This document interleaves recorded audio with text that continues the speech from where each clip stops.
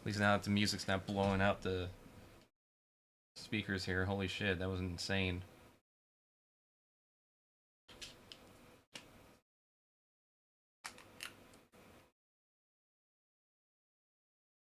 Yeah, nothing says badass like drinking watermelon by water.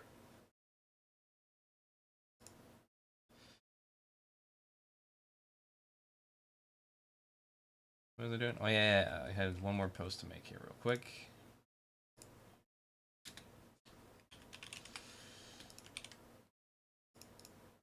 Do do do do do do do do.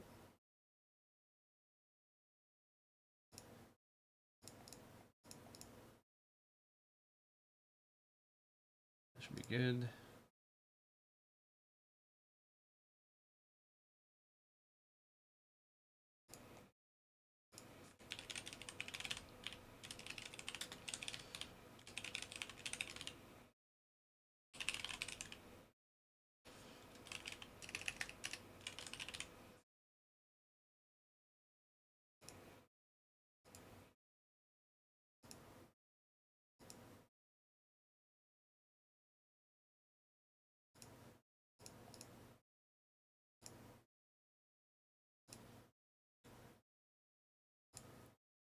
All right. So, started this channel in 2013. Switch over here. 2013. Oh no, 2014. That makes it better. Yeah, there we are.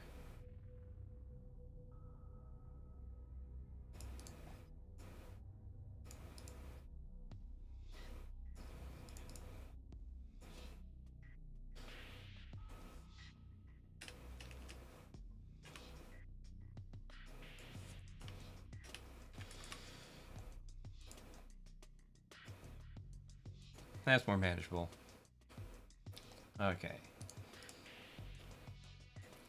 Figured it'd just be a good night to do some reflecting. I got all these planned out, all these notes made here, so... where are they? That's a good question. Where are they? There they are.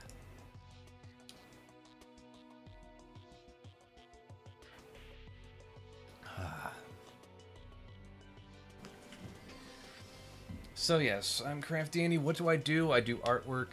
I share stories and commentary on events, life experiences. I know that's a meme now. Lived experience. Do also furry commentary on another channel called the Weird Source channel. Yeah, there it is. I got a music video almost done for that. And that's going to be a big thing. Probably post the first of the year. As well as convention highlights. So yeah, skits. I do those.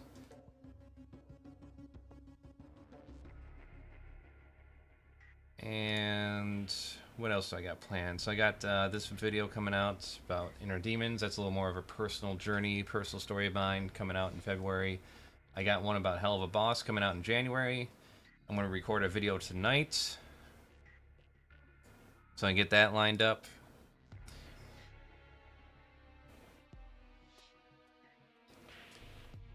So where did things start off here? Where did things start off?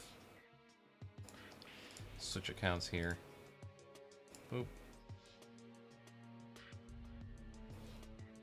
Also, when I get to it, I'm going to have a video game channel for highlights and commentary on video games. Mainly, I kind of want to make like little mock commercials for games I like.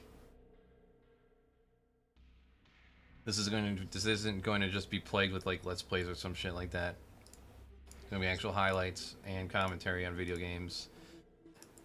So those will be live streamed on Pawing Off Live. So you want to check that out. Got Fear and Hunger. I'm going to do a stream of that tomorrow.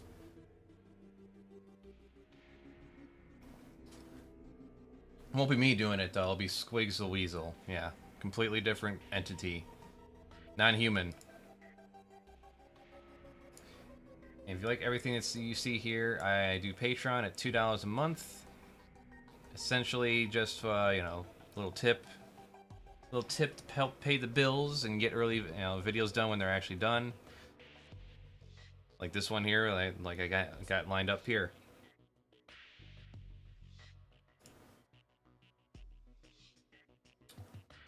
So with that all covered here, so where did everything start, huh? Let's close these out.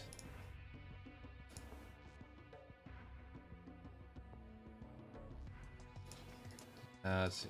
Is there no about page anymore? What's going on here? Oh, changed it. Okay, yeah, 2014. So, yeah, finally made 1,130 subscribers. So my strategy was to just start posting a bunch of shorts from videos I made, and it was doing a steady increase. But when I hit the Undertale shit, that's when it blew up.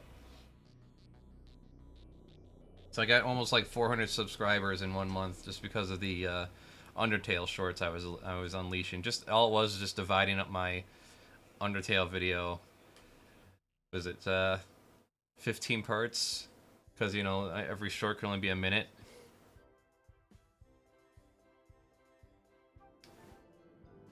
And then after that, I just got my other videos I did all divided up. So that's been since they keep the shorts separate from the main videos, you know, it doesn't clutter up the channel at all. It keeps everything pretty concise. So I figure I reflect on some of my older videos. In fact, yeah, I've been making videos since 2004. Here's a commercial I made for our newspaper. That's not copywritten, so I can actually show it.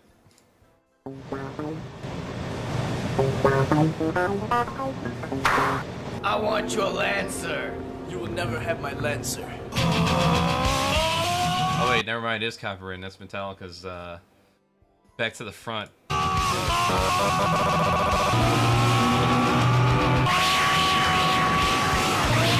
You can barely identify it. Yeah, I like Dragon Ball Z. I like how these videos are getting more and more digitized as time goes on. I defeated him. Come and get some. Just getting more and more degraded.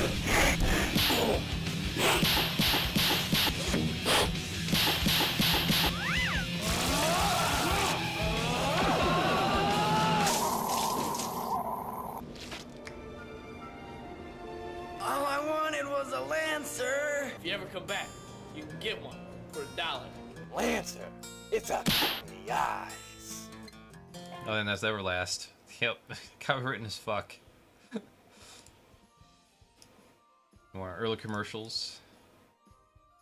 This one actually, I'm in. Oh, my right ear loves the sound of this. I got $1. Clunk. Pop.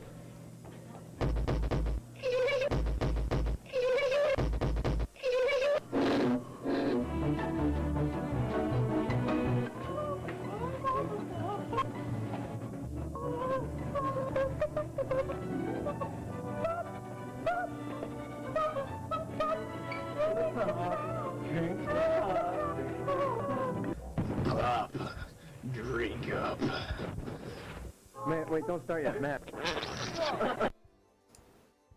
Perfect.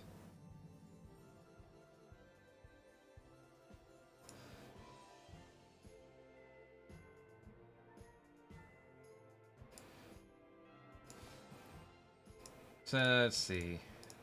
And then we later on, we hit college. We did movie reviews, or we tried to do movie reviews. I mean, this one got 100,000 video views before it got age restricted. This is 14 years ago, man. I haven't talked to this guy for about as long as we've been friends at this point. A little bit longer now. Hello, everybody. It's me, Andy, And me, Dan. and this is another segment of Straight to DVD. I think it was our third video. Copyright music. And today we have a specialty lined up for you. It's called the Sisterhood. Yeah, it's from the director of The Brotherhood. Let's take a look at that box. Yeah. See? Does that look promising to you? I mean, it's about vampires, right? It has to be. Not only the Brotherhood, the Brotherhood 1 through 6. Yep, all 6 Brotherhood movies directed by the same director. But he only made one Sisterhood.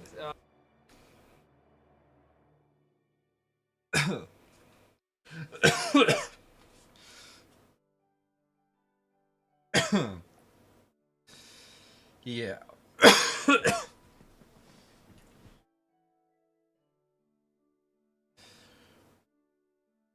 Oh man, that shirt's been destroyed at this point.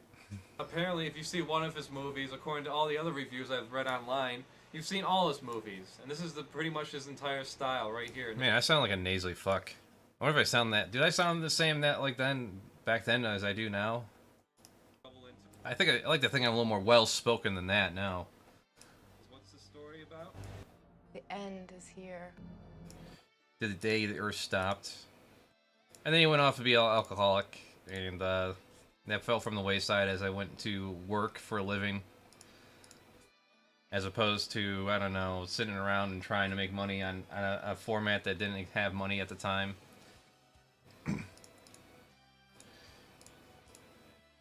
Alright. I want to get into the first video I posted on here.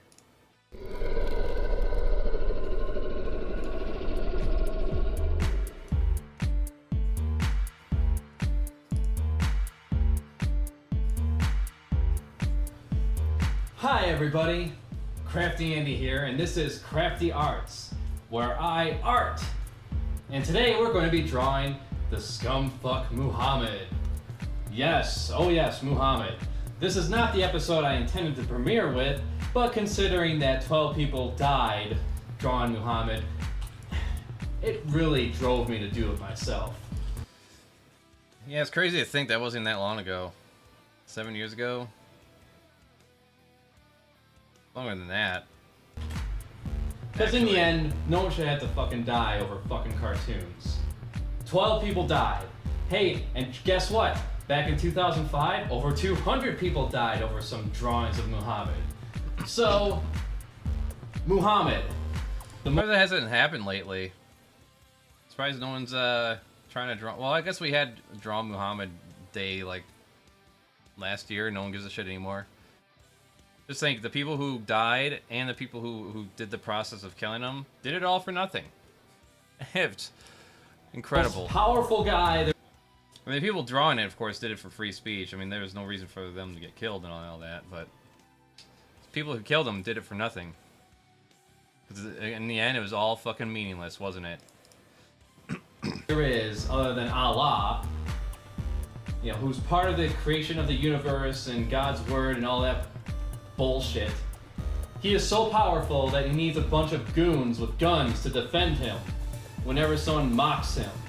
Yes, that sounds like a very powerful deity. Man, the music's way too loud. So I have to ask this, you know, as I get my sketch together here, get my ideas down. How much mockery is it going to take before Muhammad himself materializes before me and strikes me down for my drawing? How long is it going to take? How much mockery is it going to take? In fact, I encourage all of you fucking music to draw Muhammad with me. Do your own drawings of Muhammad. Doesn't matter what your art skill level is. Doesn't matter if you can just make stick figures. Just go on and draw Muhammad. Skibbity, And so, as I get my sketch together here, you can see it's starting to come to life a little more. Probably going to have to censor some of this out because, hey, this is YouTube. It's not my website. Gotta follow their rules. I'm going to describe it to you here. See, Muhammad... Oh yeah, I think what happened was it just got age restricted and I just re-uploaded it as is. Because it got age restricted after the fact, so I'm just like, fuck you. Muhammad, back in his time, he didn't have a lot of dogs or cats roaming around. He only had camels. And Muhammad loved to please the camels. So here he is sucking a camel's dick. And it's like reality. Unfortunately for him, this camel has genital warts. And that's exactly how Muhammad died. YouTube is full of fappable camel sex. See, this camel was a slut. Muhammad caught the disease from the camel. And later on, he died choking on his own blood and vomit. True story, true story. And as I'm fleshing this out a little more, getting my legs... My only disappointment is I never got any threats for this. You know, no one came in here and be like, how dare you mock our prophet. I guess it really just needs someone to come along and share it on like a Reddit post, Reddit forum or whatever. Source together and everything. Let's take a look at some other Muhammad drawings that people have done. Alright, so we're going to get into some other Muhammad drawings that people have done. Let's dive right into it, shall we? So here we have a Yeah, nice we're gonna dive piece into it. done There we in go. colored pencil here. And, well, speaking of pencils, oh, What? What? Hold on. Something just broke. Some news just broke.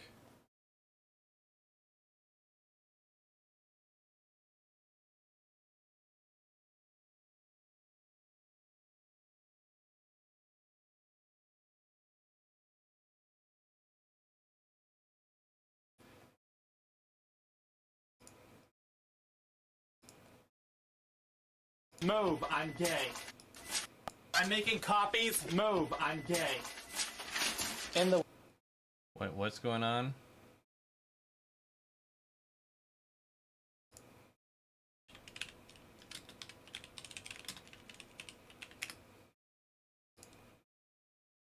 I don't see his Patreon being gone. Oh. His Patreon is gone.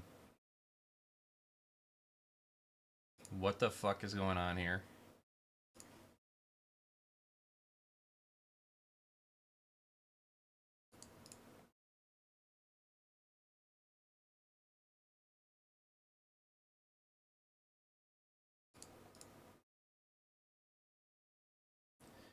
James Somerton is a queer creator. He's doing queer commentary based solely on like movies and TV shows. And I just became like a patron of his like a month ago. And like what the fuck just happened?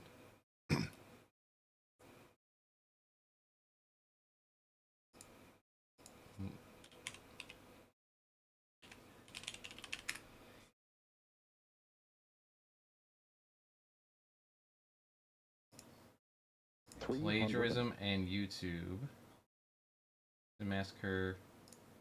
Portion of the film on his own, but Jackson manages it. He's got a good sense of physical comedy that comes in handy when Derek is dealing with a flap of his own skull that keeps allowing pieces of his brain.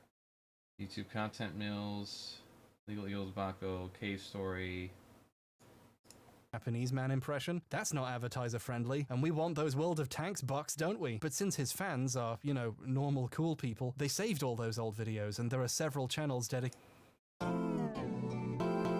Here's one of his next videos, Code Breakers, Queer Film Theory and Why It Matters. This video's opening credits are just James, and the description thanks no one, but it's still full of plagiarism. Replacing the queer agenda with a straight agenda does not mean there is not an agenda. Zinc Hero of YouTube loved this line by Somerton so much. What am I willing to bet? H Bomber Guy's video came out and James Somerton disappeared, huh? What the fuck am I missing here? What the fuck is this? So H Bomber Guy, I mean, I like some of his videos he's made so far. I'm obviously subscribed to him. One thing I found interesting was that he had no take on the Israel-Palestine massacre that's going on right now, where Israel's just committing a genocide. He's like, I'm not educated enough to make an opinion on this, guys. Whoa, whoa. Whoa, whoa. It's like, okay, buddy. Right, sure. He stole this line too. Place your bets!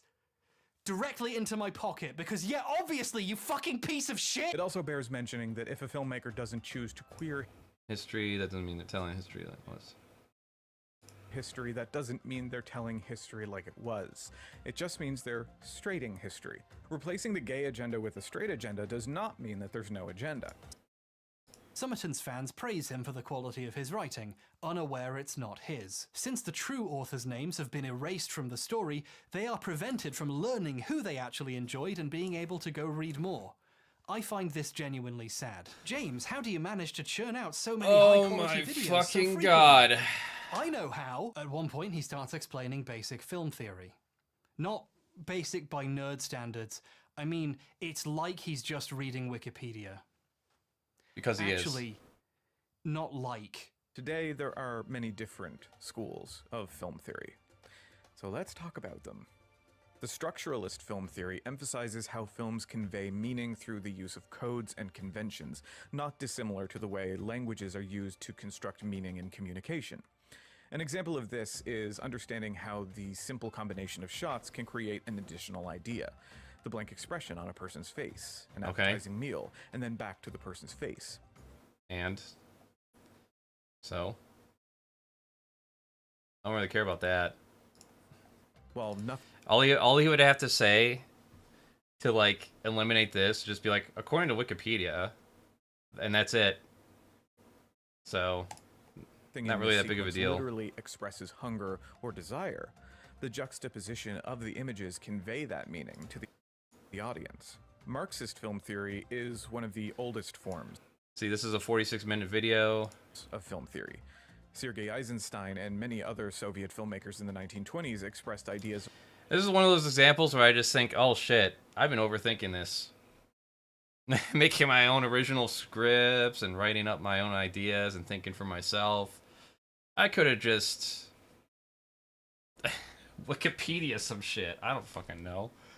But of course, I'm not coming at this as like some like art guru or some media mogul or anything like that.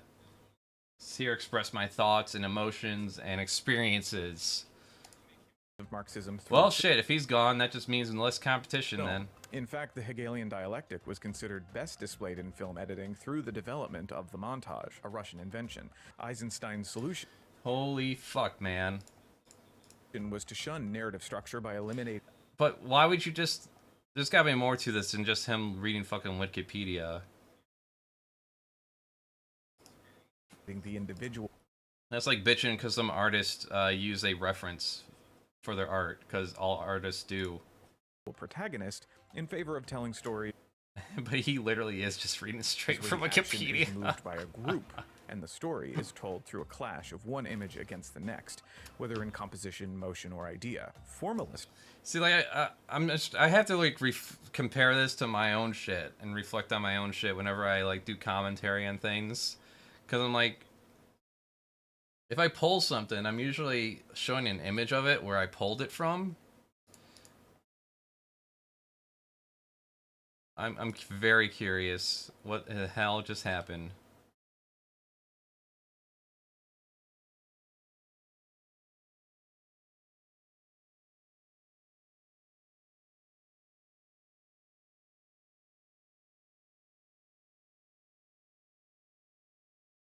I'm shocked to see that it was worth seemingly 2 hours of a 4-hour video, especially when all of these issues have been discussed before 1 year ago, especially since there was nothing new brought up in the video. If any concerns about these issues, please message me and I'll answer all your questions in detail. Again, I'm grateful for your support and I love you all. Thank you.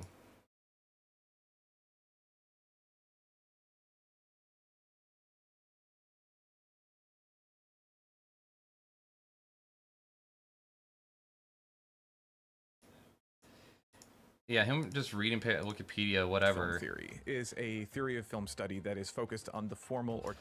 I mean... technical element. If I come on here as like a teacher and I start reading and my sources are just like from Wikipedia or some textbook and I don't source the textbook, that's all it takes. That's the only difference is like, okay, just make your reference to where you're getting it from. Film, i.e. the lighting, scoring, sound, set design, use of color, shock, composition. Move on, man. Move on, H-Bomber guy. For it. This makes me cringe. Or volatile. Cringe. There's no other word for it.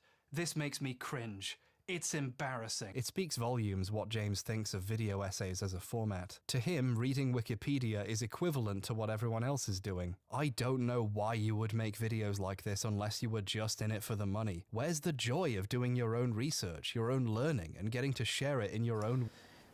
That's why I read books. Way. These videos are a cash grab with absolutely zero original thought or soul. I didn't think YouTube videos could have souls, but now I've experienced ones that don't. The end credits don't thank any of the people or wikis who wrote this video.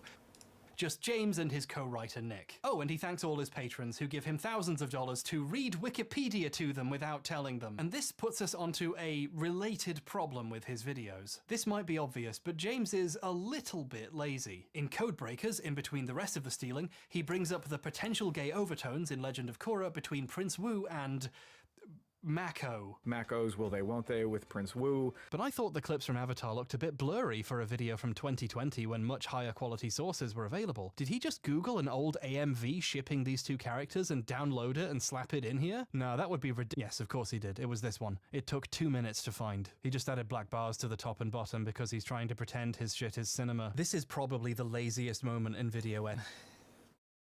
And this is another thing I do. Whenever I take a video clip, I usually have the channel name title in the corner. Wait, why is my mouse not showing up? The fuck is this shit? Mouse. Mouse, why aren't you showing up, mouse? Oh well, anyways. This is a interesting turn of events. Yeah, I usually would have either like the screen right here where you see the actual channel name, and then the title of the fucking source of where the video came from. If I got it, just ripped off the whole video. Not ripped off the whole video, but you know, using clips of the from the video. If I do full screen.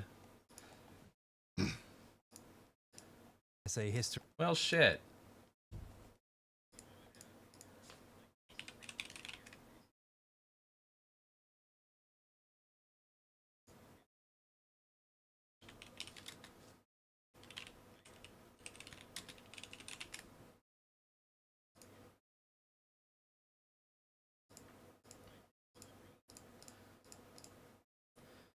He's down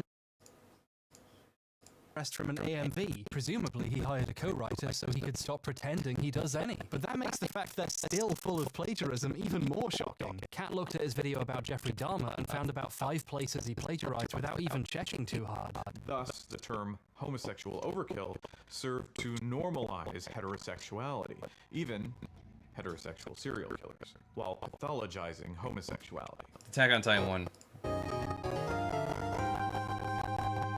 While I was doing preliminary research late last year, a funny thing happened. Summerton's YouTube community page was wiped. Hundreds of posts from over several years disappeared overnight. At this point, I'd spoken to a few of the writers Summerton had stolen from, and I wondered if maybe one of them had publicly accused him. But after doing some more looking, it turned out no, someone else had independently noticed they'd been plagiarized because there was still more! Seldom Musings, a WordPress blog, had made a post accusing Summerton of plagiarizing a blog post about Attack on Titan from 2013. And then I thought, wait, doesn't Summerton have a video from September 2022 called, like, Attack on Titan and the Death of Media Literacy? Well, he did. Finding an old link, it was suddenly set to private. Over 1.5 million views had been wiped from his channel. Holy shit.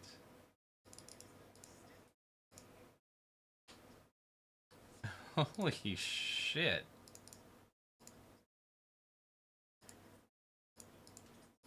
God damn. So is that gonna show up? Okay, there's this YouTube channel.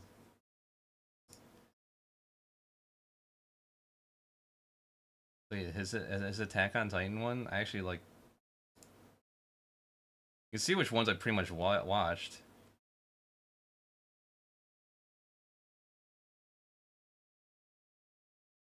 The important non-meaning of Attack on Titan. No, he still has his Attack on Titan video up.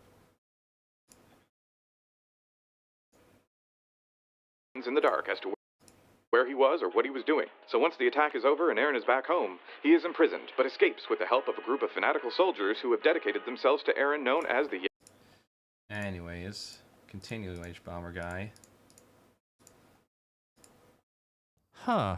I already had a copy downloaded because, well, Summerton has deleted inconvenient videos before, and I figured something like this would happen again. I've been going through his videos chronologically, so I hadn't got to that one yet, but what's kind of funny is I don't know, whenever it comes to, like, heavy-handedly going after other people like this, it makes me wonder about the person themselves. What's on H-Bomber guy? What's H-Bomber guy hiding now? You know? That's what I want to know.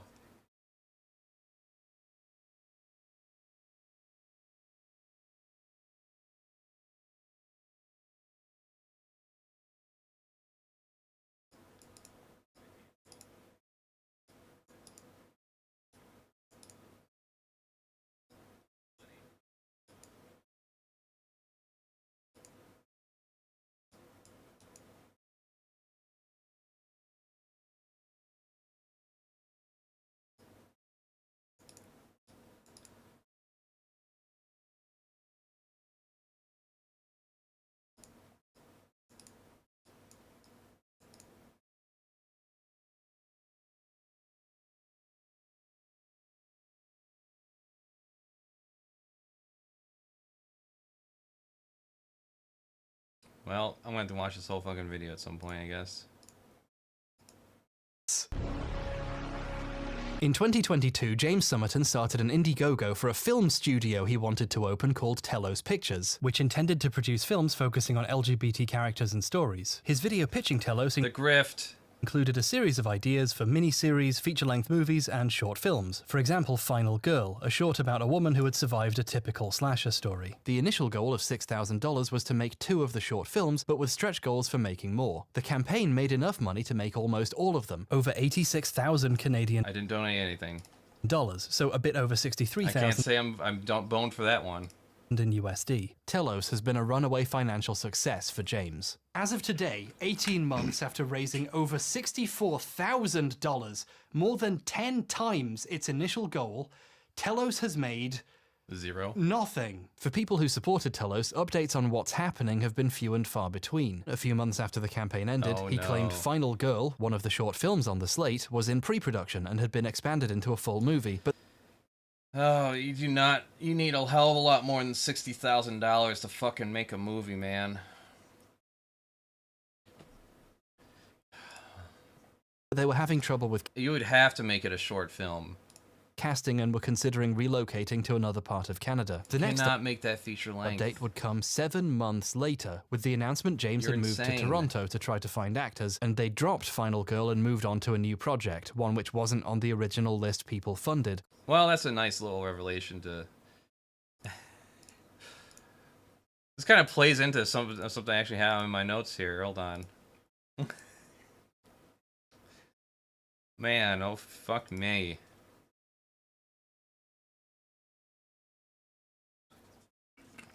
Yeah, being a small creator like I am, learned from other people's mistakes, avoided controversy. Wasn't suckered into a bunch of improvement courses.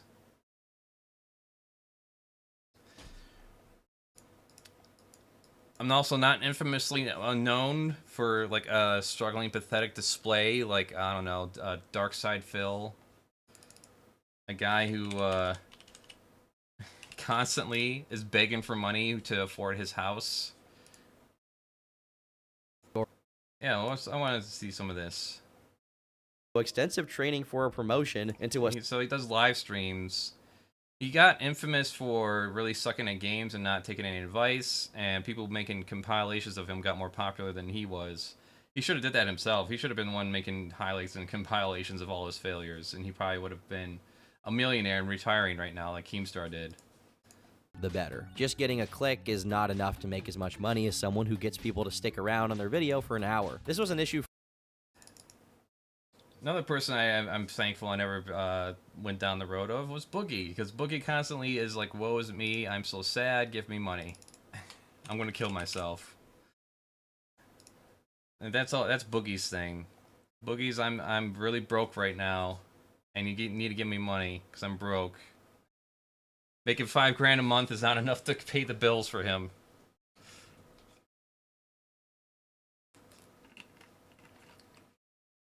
And then there's other aspects I think of too, where it's like, if this is what success looks like, I don't ever want to be successful.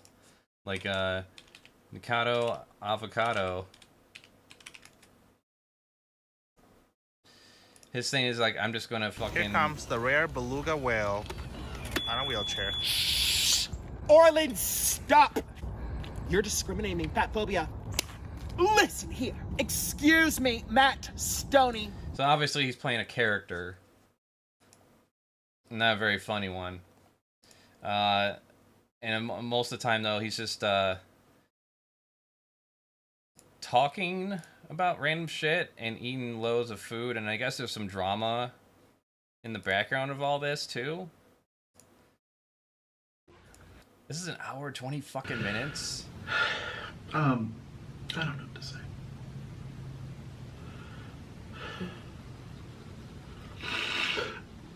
Make sure you don't blame me. No, I don't blame you. You should. I don't blame you. Yeah, you do. You said you blamed me. I blame them. I guess there's a lot of crying involved here. That's cool. Is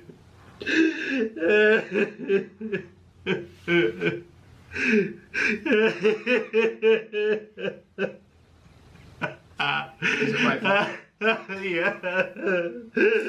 Oh man, so what's real? What's not real? Yeah, this guy makes fucking tons of money, getting millions of views. Fuck that shit. I'd rather be where I am right now than this. I'd rather have to work a job to make my money, to fuel my passion than this. Give me a fucking break. But this James Somerton shit, holy shit, man. I don't know, I'm gonna have to mull over on that for a bit. I'm gonna think about that for a bit. I can't access his Patreon page. Can I cancel my Patreon? I don't feel that bad about it because I only had it for a few months, so it's like $15 I'm out of. Whatever. God damn.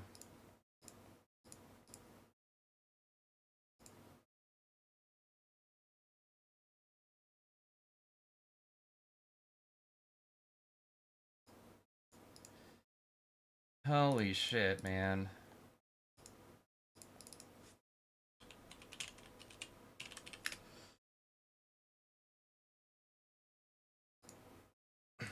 Yeah, you think a lot of these people are so original. Like, I thought Illuminati was, you know, writing this shit up too for the longest time. I couldn't keep up with their videos because they just kept on coming out with more and more and more, like, every fucking day. But yeah, it makes total fucking sense when, like, all that shit broke with her. Like, holy shit, yeah, she just has people just, like, snipe other people's videos and articles and compile it together to the point where basically an AI could just do with these people's jobs.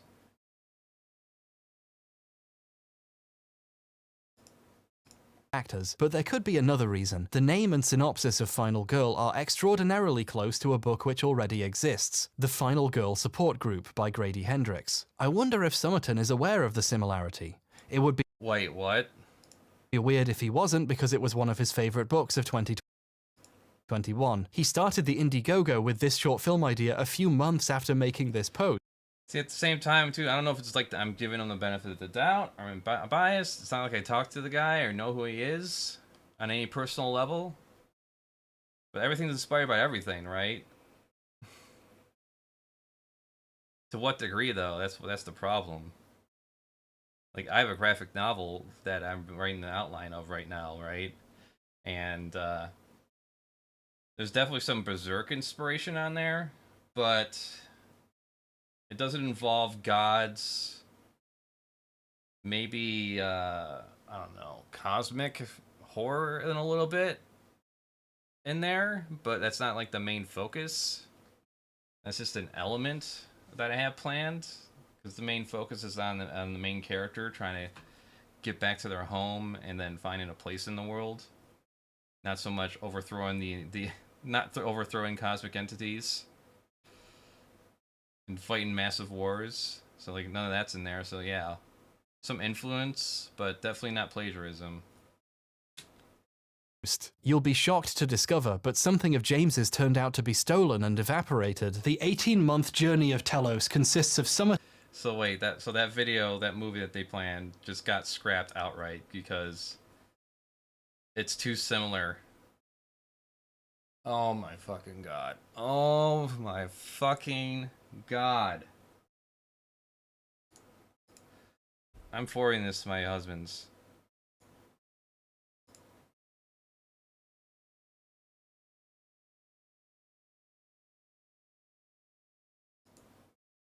Where's the start? Worse. Society and queer horror.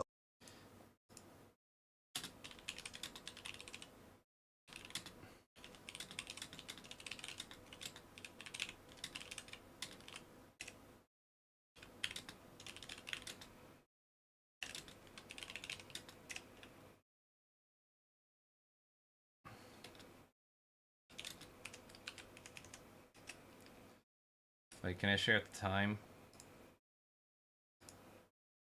There we go.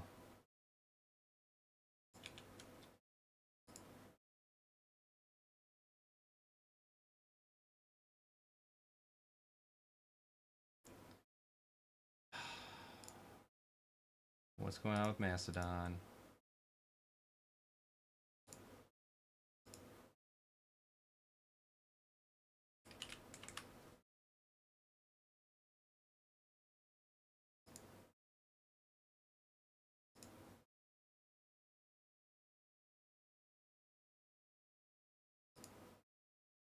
Looks like this is doing just fine.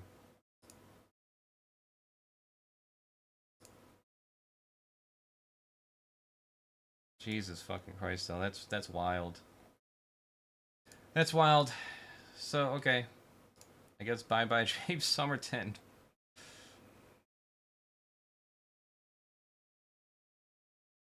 And this is why I'm more focused on making my own shit. This even makes it more motivating, actually. Like, fuck, the biggest, some of the biggest people out there making shit are full of shit themselves. Riding on the shoulders of geniuses that came before them. And the only difference is that they just know how to market themselves better. Like Apple. Oh, you got the MP3 player? Well, we got the iPod. What, isn't that just an MP3 player? Yes, but it's Apple. And it's sleek and it's sexy and it'll rub your balls. Will it though? No, not really, but it's the same as an MP3 player. But hey, it's Apple. So give us 50% more than anything else. God damn. Well. Yep, that's something. Shit. Well, where am I moving on to then? Well, speaking of failed YouTubers, you know, it's like, it's funny to think of all the ones I've outlasted, too. Dishonored Wolf. Gone. Deleted his entire channel. These are all re-uploads here. Against his will, by the way. In fact, here's his video where he quits. I sat down for a while, but I think I owed it to everyone is when I'm... So he had some pretty shitty friends that wasn't giving him any support, and his family are Christians, so they figured, like, hey, you know, you're depressed, you're feeling sad, get Jesus. Alone in the mountains with no one to remind me of how much I hate myself. I don't think it's a coincidence that I only ever feel that way when I remove the internet from my life. Saying goodbye to something I've been a part of for next to half of my life isn't easy. I've tried justifying to myself all the reasons I should stay, be they for a boost in confidence, purely for monetary reasons, or maybe to get me out of my shitty job, or just because, despite it all, I still enjoy editing videos. But the truth is, I don't enjoy this. I haven't enjoyed this in a long time.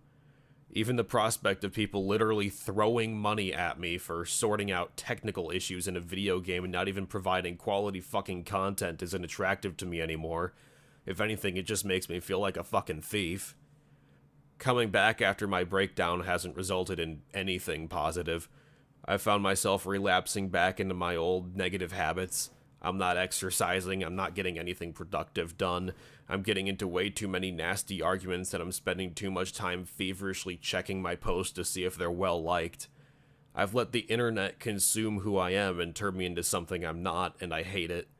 I hate the way I feel all the time, and I hate pretending every day that there's nothing wrong when I can't even remember the last time I've ever felt like there's a single thing right. I hate feeling like such a loser every day, looking at myself in the mirror and hating what I see. I hate going online and seeing thousands of people who hate me and view me as a terrible person. And I hate doing this every day, never getting anywhere and never moving forward, always waiting for something to change without doing anything to make that change happen. I want to be nobody again. I want to be forgotten, to return to being nothing special or worth listening to, because being nobody is better than being what I am now. I know I'll get a lot of eye rolls for this and plenty of comments memeing about how many months it'll take before I change my mind and come back. For that matter, I've already seen that sentiment from like a dozen or so people after my initial Twitter thread about this. I expected it, so it's not really a big deal. It doesn't even sound the same either. It sounds like he's about to ready to fucking break down.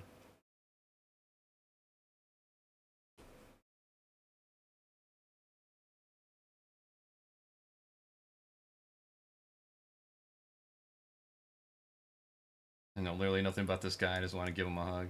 Yeah.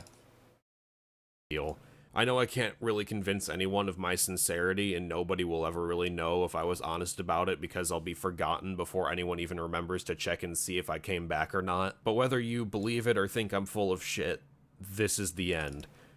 I'm too exhausted to keep it up any longer. I don't want to keep being the lowlife who can't land a better job. I don't want to keep being an abrasive douchebag whose only redeemable qualities are the insults I can make up on the fly when covering some shitty video.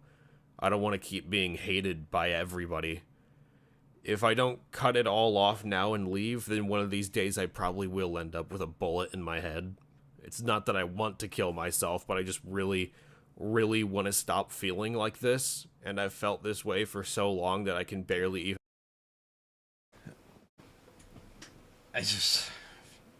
I don't know what to say about it, you know? Like, you can't convince the guy to do something he doesn't like. Like, I do this because I like it. I like doing little live streams like this. Even when there's like 1 or 2 people that only show up. Even when they have just like lurkers watching me right now and that's it. It's fine. It's actually a little cathartic.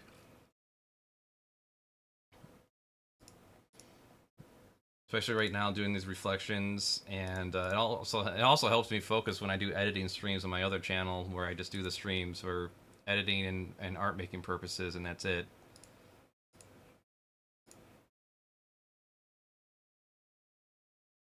Yeah, that's great. Like I look back at some of the videos, like even that I got distracted trying to watch that Muhammad video.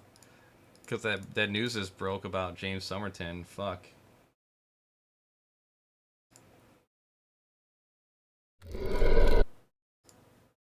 Little girls. So I gotta include a... So yeah, we had annoying music on that one. I'm just curious to see where else we go from there, huh? Yeah, now we got a little more somber tune. Hello everybody, CraftyAndy here, and this is Crafty Arts, where I art! And today I am focusing on updating my logos and promotional design. It already sucks.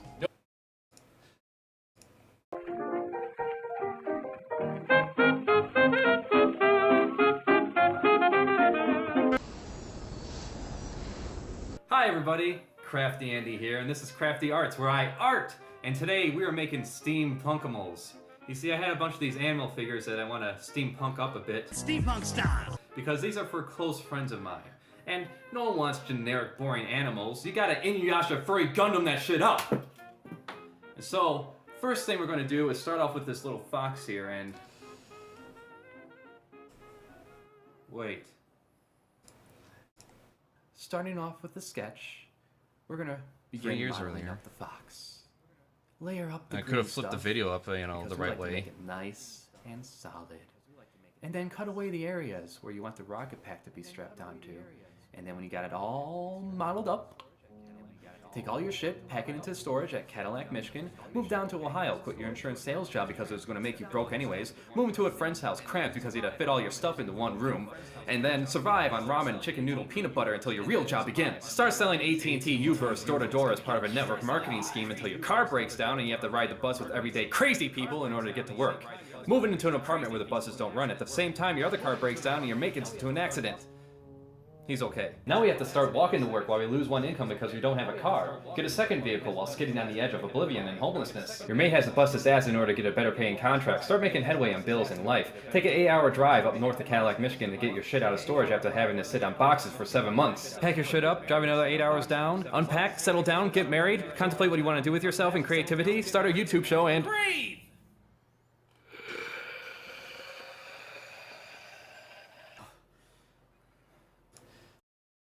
A lot has Was that my early attempts of being artistic? Happened in the past 3 years. Making an art film. So these are originally... I should have just started reading shit from Wikipedia. Steampunk is a genre of entertainment that started back in 1985. It effectively began as small conventions and grew into larger venues over time, as the years went on. Hold on, wait. We're gonna do a YouTube video now. There. Let's do it. There it is. Okay, making an original YouTube video. Steampunk is a subgenre of science fiction that incorporates retro-futuristic technology and aesthetics inspired by, but not limited to, 19th century industrial steam power machinery. Oh my god.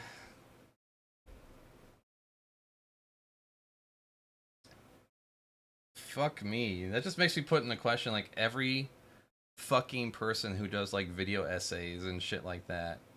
It's like, what the hell? Just cite your fucking sources. You got it from Wikipedia, you got it from Wikipedia. You got it from a video, you got it from a video. No one fucking really cares.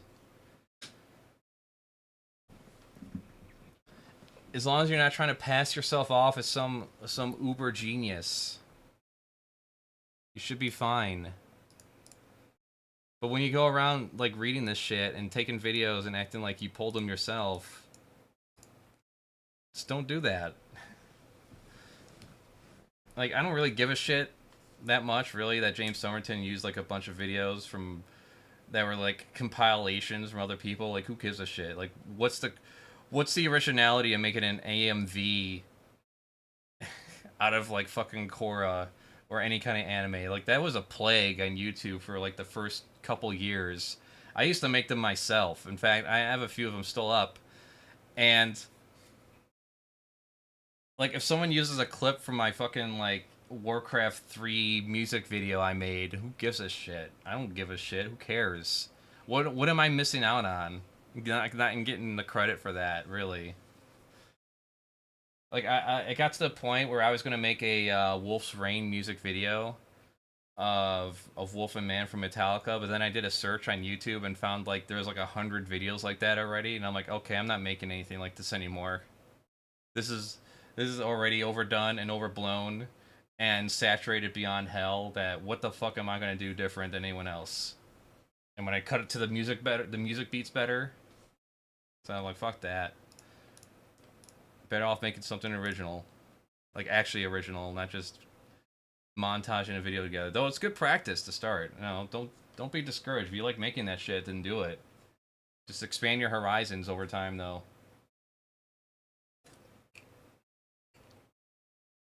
I guess that's the other thing, too, that makes me feel more fulfilled doing this shit, is just, like, just doing what I want.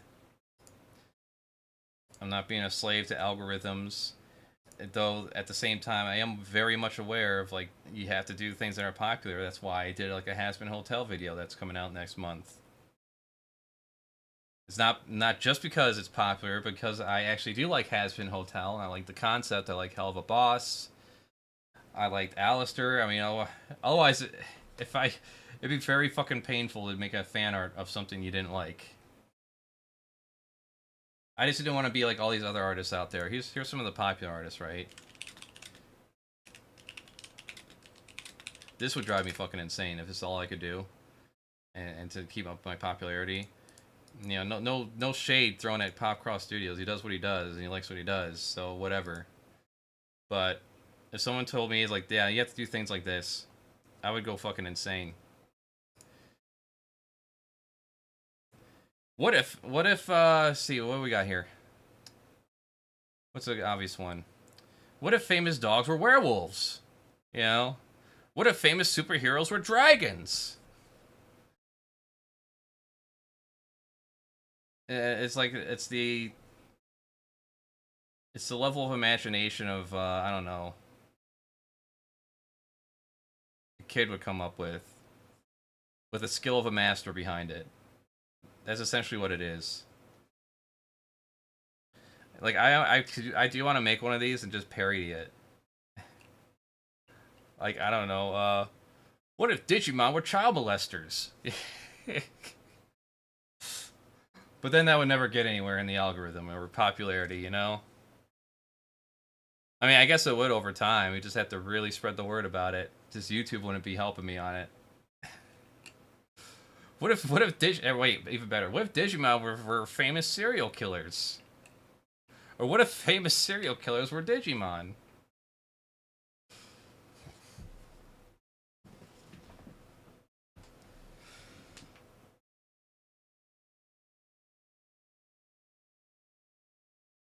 Skibidi toilet characters redesigned. Yeah, well, there's an obvious one for you. 70,000 views, and these views aren't even that high compared to like what other people get. Oh, what's the Cartoon Block? I think he's one that quit too. Cartoon Block is one that quit. I'm pretty sure. No, 2 months ago. No, he's still good. Yeah, he's just doing streams. A couple thousand views. 3 years ago, 3 years ago, 2 years ago.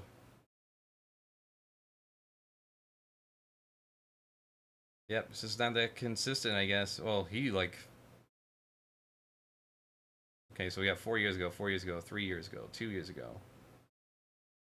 So yeah, he went like away for 2 years. And then just started coming back with videos again. Yep. And that's why I never quit, because I know I want to make shit. Like, I would not be able to just sit around and just make a book quietly.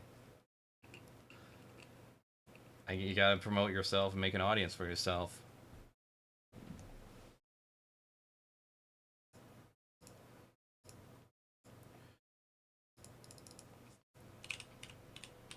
Here's another guy outlasted, Repsion. He's quitting in 2024.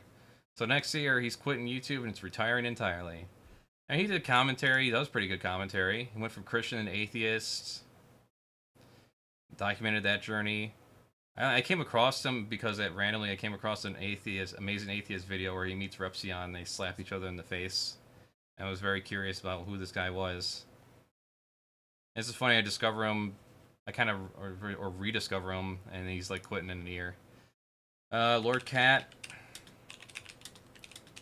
He had a series called Until We Win, where he would just beat very, very difficult, shitty games. On top of regular games, it looks like, too. I hope you're happy. I hope you're really happy. You guys badgered me about this one, about Spoonie's review of this game and how he couldn't... And then he quit because he didn't like comments on YouTube. They made him feel shitty. Because they were complaining about him using, like, save states or whatever. And it's like, instead of ignoring that, he's like, oh, why would I do this? So, whatever. Now he makes a podcast where he just shits on other people who make things.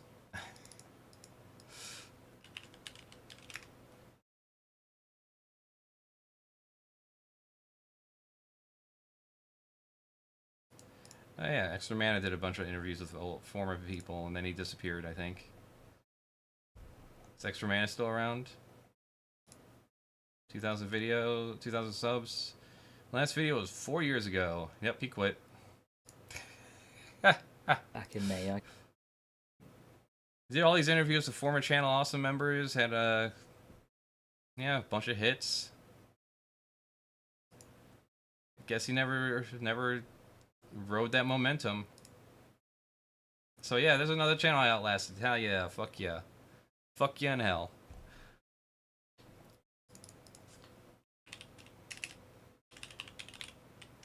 Illuminati, never got into that shit. I can't even come up with her fucking channel when I search her. What the hell?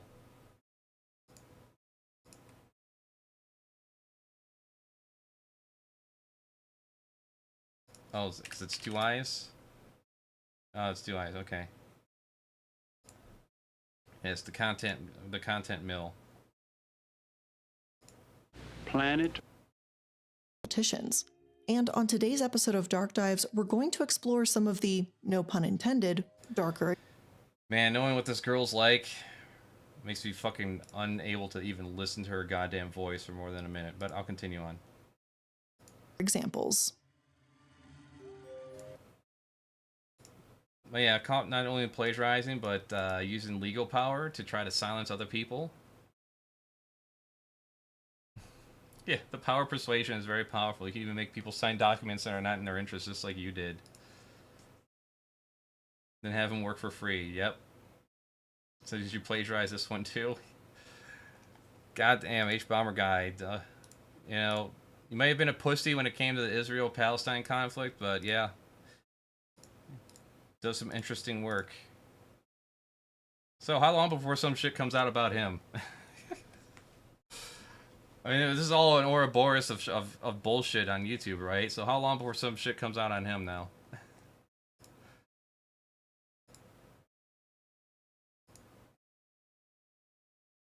Holy fuck.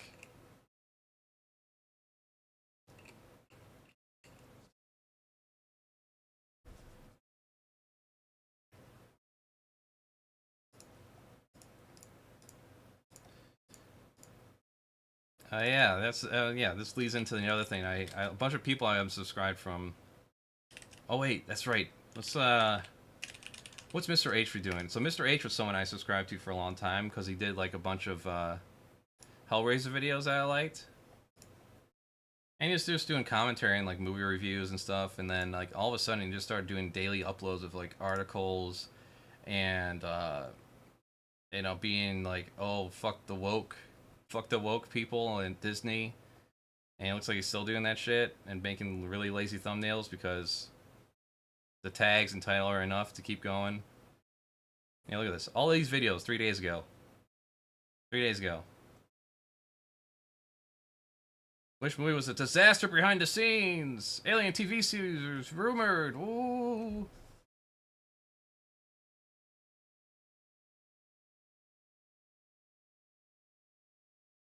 I think the thing that made me dump him completely was when he made a video talking about how gay people were accepted in the 80s and 70s and so forth.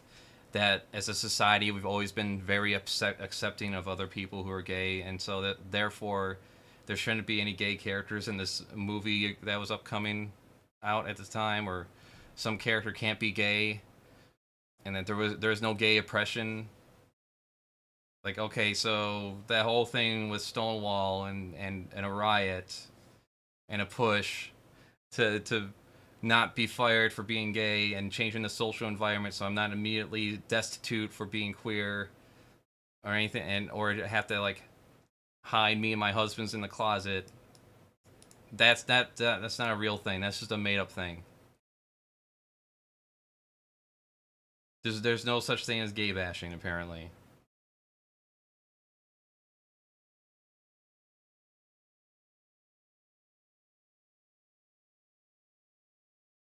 Is this just thumbnails? You just have a fucking speech bubble with the character? Alright, let's see what he's been doing. Oh, he actually likes the Furiosa trailer.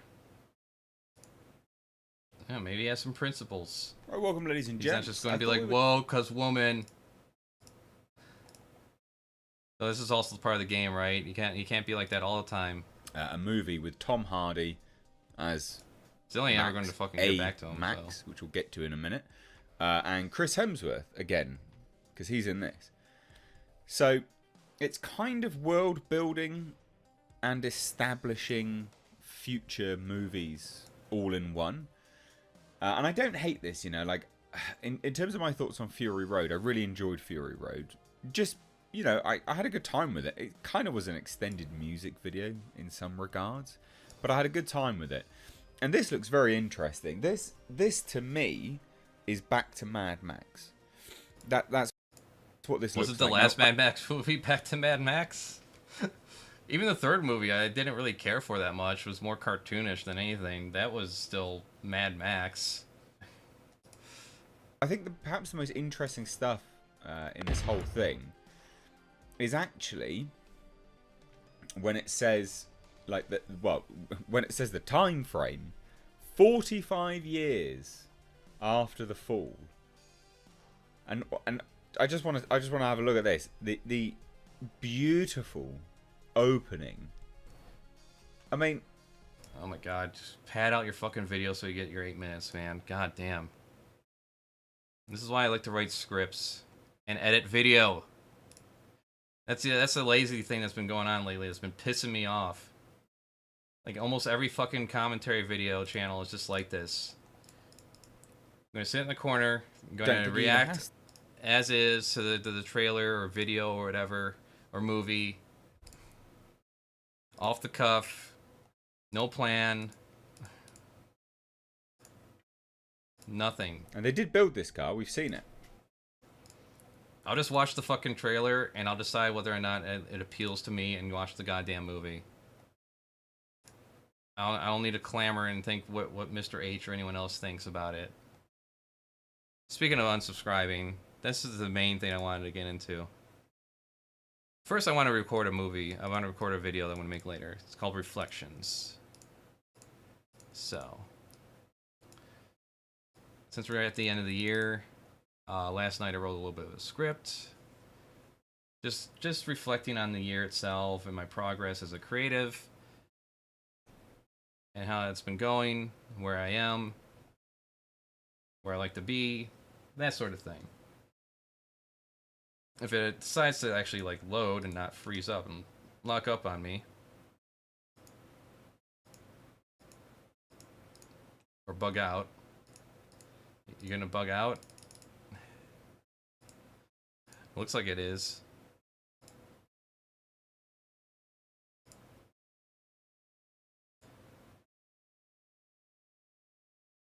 Now this video is almost done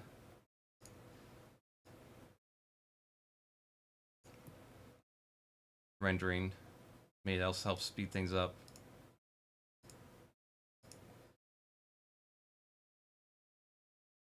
Yeah, what's some other things? Oh yeah, draw free.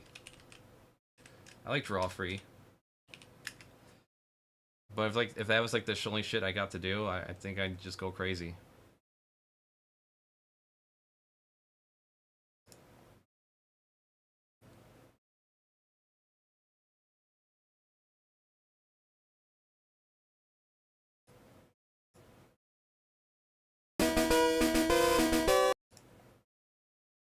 Pokemon from memory, like, Of Pokemon would be ashamed of you. It's true. Now, Nathan, Yes. your big mistake going into this challenge was, I believe, repeatedly boasting about how much you know about Pokemon.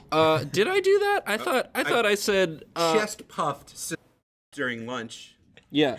You ran out of breath so quickly. Here we go. To scale. That's you being proud of your Yeah, of your Pokemon I'm so proud of how I'm like I knew this one. Give me a hard one next time. I got it. It's like trainer Nathan wants to fight, but nobody wants to fight you because they have no idea what the fuck that is. Hey kid, fight me and my real Pokemon. My definitely real Pokemon. This is not my friend Chet Delusional loner dressed. Nathan wants to fight. Oh, It's a pretty girl cactus. Mara. I was imagining Mira. I think. So yeah, no thanks. Can't do it. Can't bring myself to do it. Anyways, I'm about subscribed to 1,000 people, so I guess James Somerton's gonna be off that list. You know, the Wikipedia shit, the video shit's not really that big of a deal, but I mean, running a campaign to start a movie studio and then having to cancel a film because you know it's too similar to a book you read. I don't know, man. That's kind of where I draw it from there. Because everything else is just a simple solution. It's not like you're costing that streamer money or some shit.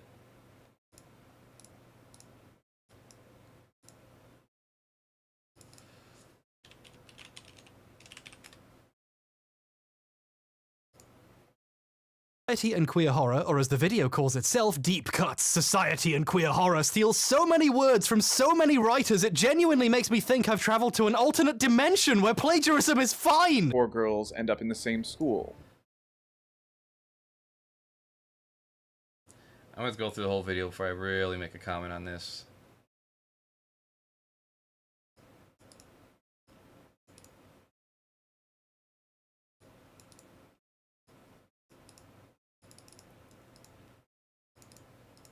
Well, he calls the Merlin show Arthur? And find each other. Didn't make it in, he forgot. This whole "it wasn't plagiarism, I said it was based on them at the start" excuse really doesn't work when you forget to put half their fucking names in. My personal theory is James came up with this phony excuse during the Evil Queens fiasco when he was already making...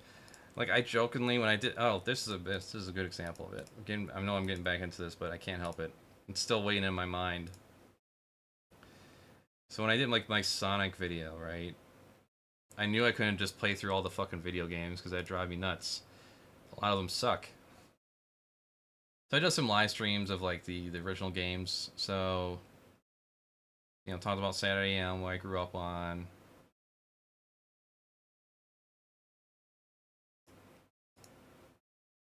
I titled it Some Okay Games. Oh yeah, I even sourced the review. February 19. I got from a magazine. Like, I could have easily just rewritten the review and read it and pretended I wrote that. Because who's going to look up the history of a fucking review that came out in 1998? Let's take a look. Sonic R by Dan Electro. I guess I just know to give credit just too much, I guess. I don't know. Sonic R answers the Nintendo 64 racing threat with dreadful music, horrible controls, and graphical glitches aplenty. Is that Diddy Kong laughing? Unfortunately, you'll also find problems in almost every game element. Pop-up problems kill the 2-player game outright, while twitchy controls and unbelievably annoying music send the fun factor Instead of actually, like, ripping off someone's content, I just, like, put the video in as part of my video as a clip and give them credit for it. It's not like I used the whole video. So yeah, I'm more original than James Somerton. That's what I'm saying. That's what it comes down to. I'm more original, I'm more creative, and I'm more inspired than James Somerton. And I only have 1,000 subs, and he has like 400,000. So, fucking suck it, bitch. There you go. I'm better than you. Hell yeah. I'm better than James Somerton. I'm better than Illuminati. I'm better than fucking Darkside Phil. I'm better than Dishonored Wolf. Who else left? I'm better than Lord Cat. I kept my head together better than Spoony did. How the World Works, he's another YouTuber that did commentary. He deleted his channel.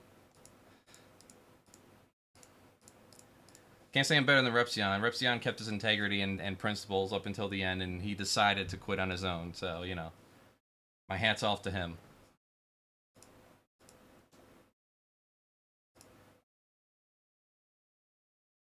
And my hat's off, you know, it's like Nostalgia Critic and Angry Nerd and everyone else that that maintained themselves.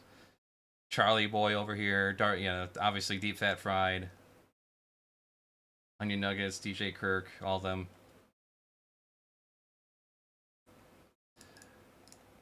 There you have it. Yeah, I'm better. I get to go to sleep tonight knowing I'm better creatively than James Somerton. That's fantastic.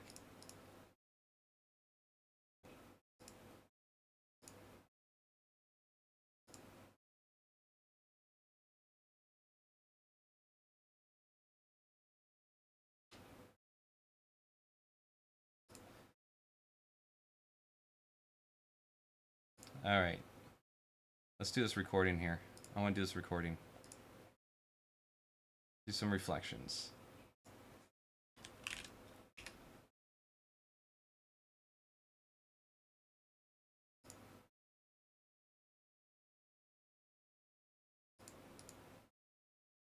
make a note here.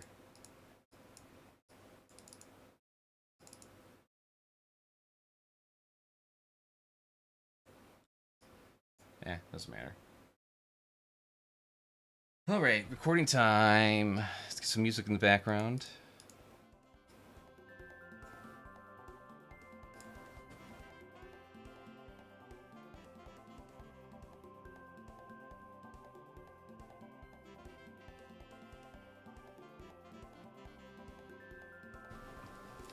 Hello, I'm CraftyAndy, and this is Crafty Arts. I figured at the end of the year of 2023, I do a reflection on not just this year, but all the other summaries I've made regarding my progress as a creative and video maker. So, the first half a dozen years, of course, are just going back through elementary school. But anyways, let's just get into it. 1994, 1997 through 1999. Second grade, made a story, and of course these are written so long ago I probably have to make corrections on things, or try to at least reword them better than I wrote them out. Second grade, I made a story about a haunted house. Later, after drawing some pictures from the Rats of Nim book and getting praise for it, I found my talent at last. I found my passion at last. Drawing. I was a Command & Conquer, StarCraft, Doom, and Half-Life fan, and the work here shows. In 2000, 13 and 14, well, I got sick of epic battle scenes and finally began to attempt to do more things from my imagination. I had no guidance from anyone. I always would run around the room imagining my own stories and adventures. It was at this point I got more interested in writing and drawing my own original ideas. 2001. Around this time, I focused more on making characters and scenes for my own ideas. Well, see, I'm repeating myself. Around this time, I focused more on making original characters, do not steal, from my head. I spent a great amount of time trying to figure out good storytelling, without reading much books outside of class until then either. Mainly, my repertoire of literature was Goosebumps, and half of the Left Behind book. It wasn't until high school I started actually reading some books, like The Hobbit, Stephen King's... Oh, man, what the fuck was that book called? Damn it. Fan of...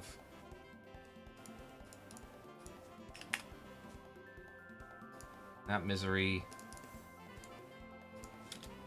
Baseball player. Lost in the Woods.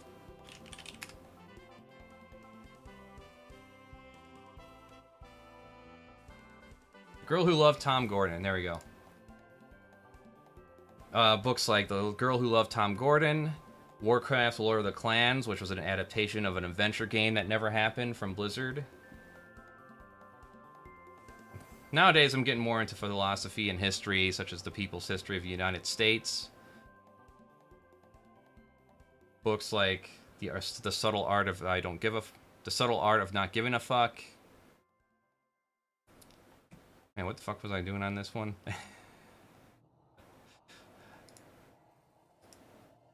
Let's see, I never read a book outside of class until then either. My repertoire of literature was mainly Goosebump books and like half of the Left Behind series. I mean, by that I mean the first book, and then I quit because my parents were just trying to force me to read it against my will, and I couldn't pay attention to any of it. Little did I know I had ADHD, I guess. But later on, I managed to go down and get some actual books like The Hobbit, Stephen King's The Girl Who Loved Tom Gordon, about a girl that gets lost in the woods. Another one, Lord of the Clans from the Warcraft series, an adaptation of the adventure game that never happened from Blizzard. And went on from there. 2002, even though 2002, age 15 to 16. Even though I never had my own interest. Oh, wow. Even though I never had my own internet connection and copy in high school, EverQuest influenced my art further. EverQuest influenced my art further.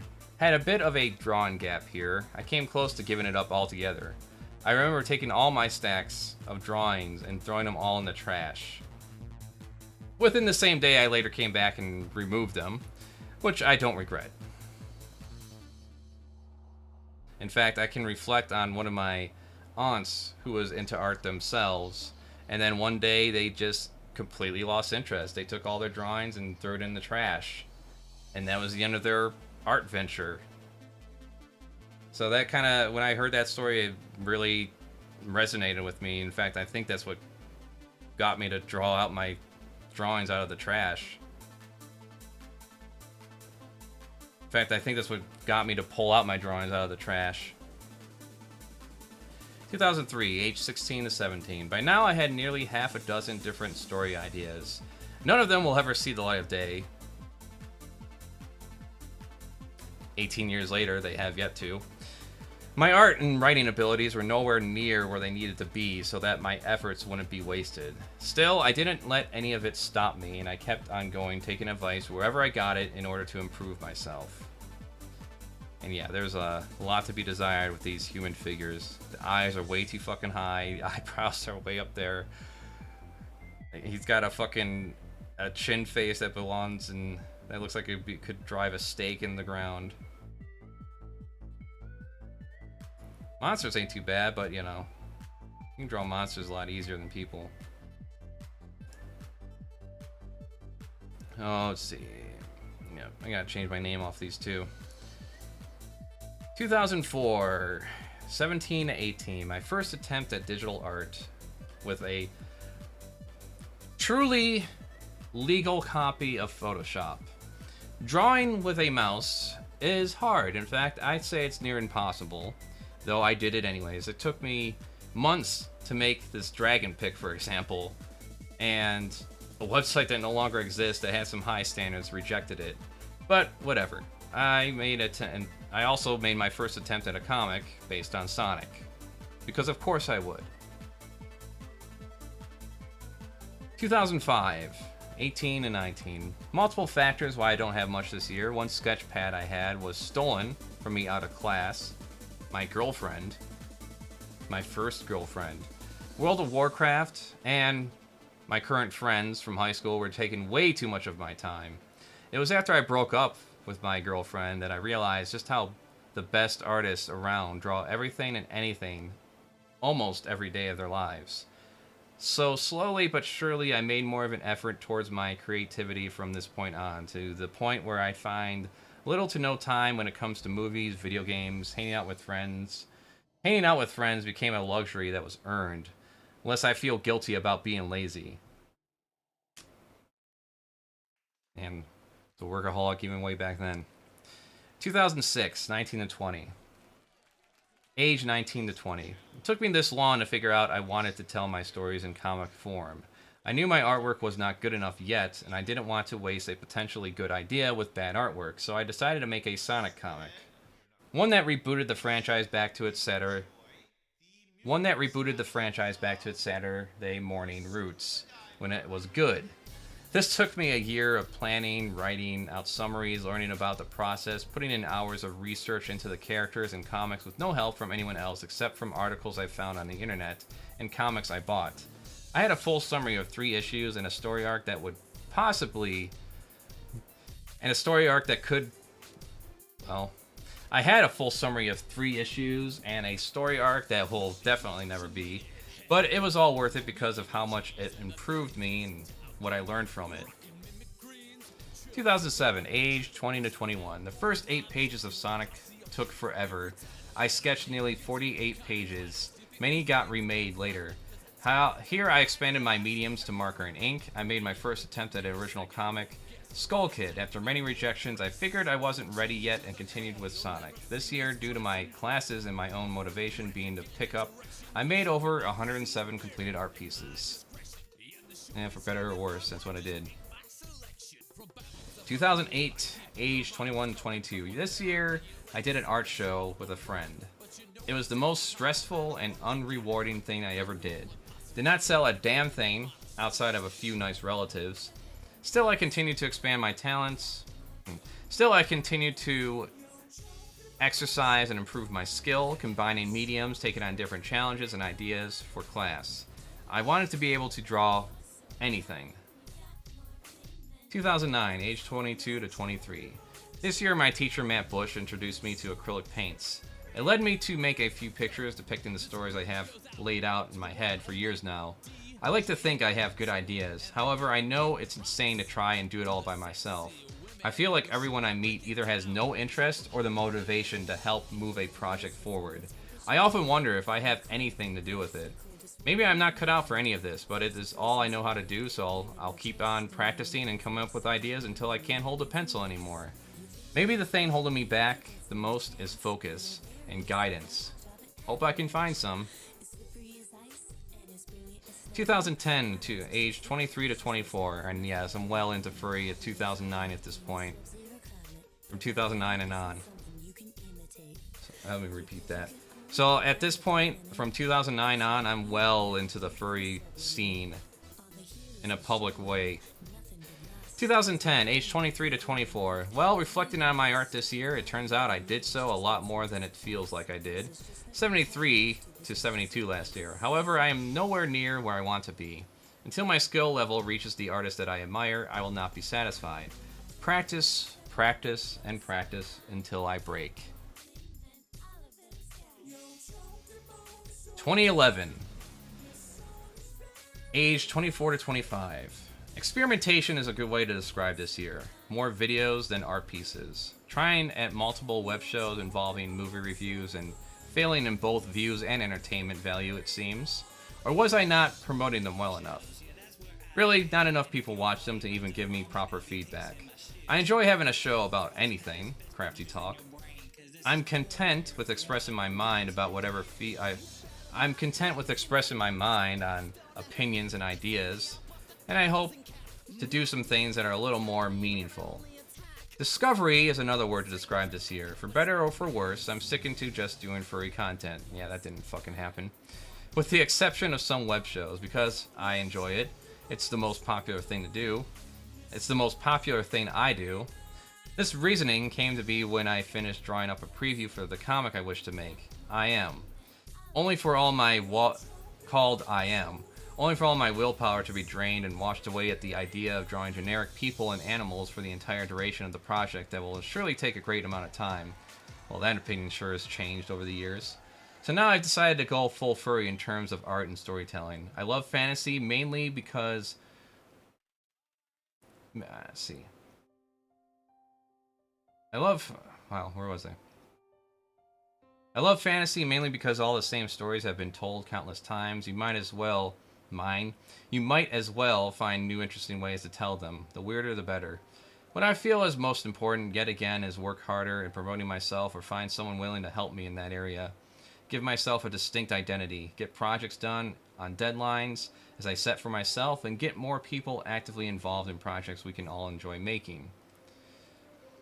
2012 to 2013.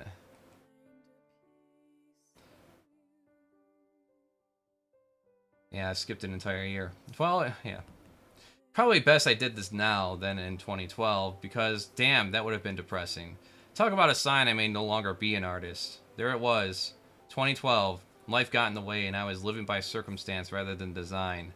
Ah yes, this is when I started a sales job. And it was fucking with my conscience.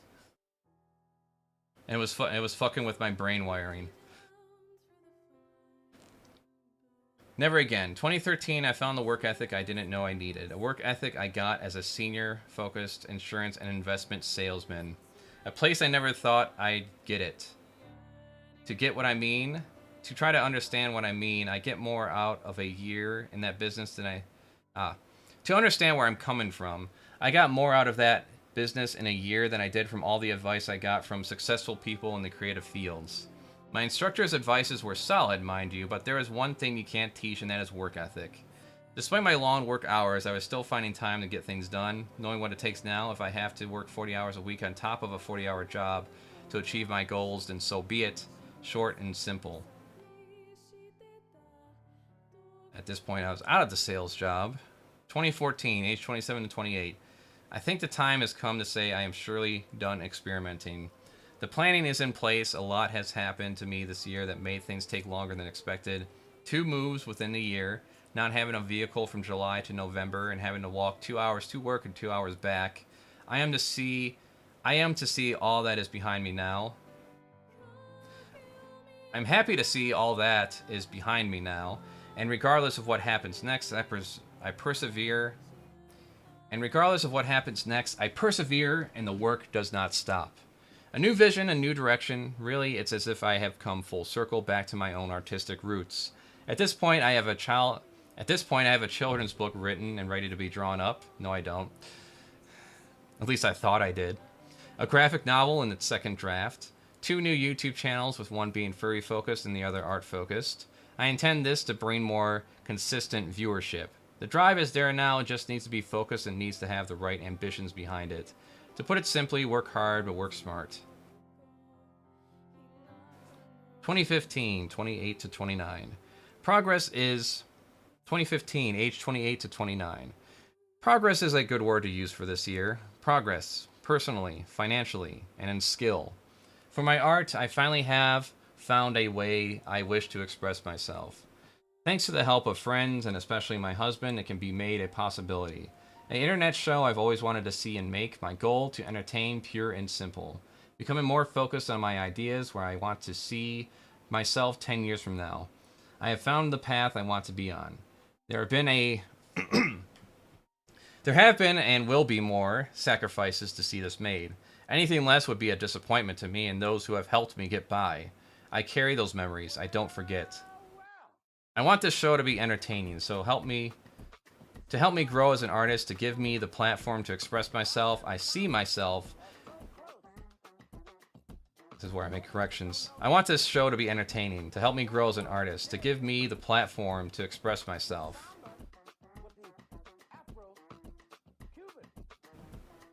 I understand that I am someone who has a long way to go in terms of skill level, and I think that will add to this.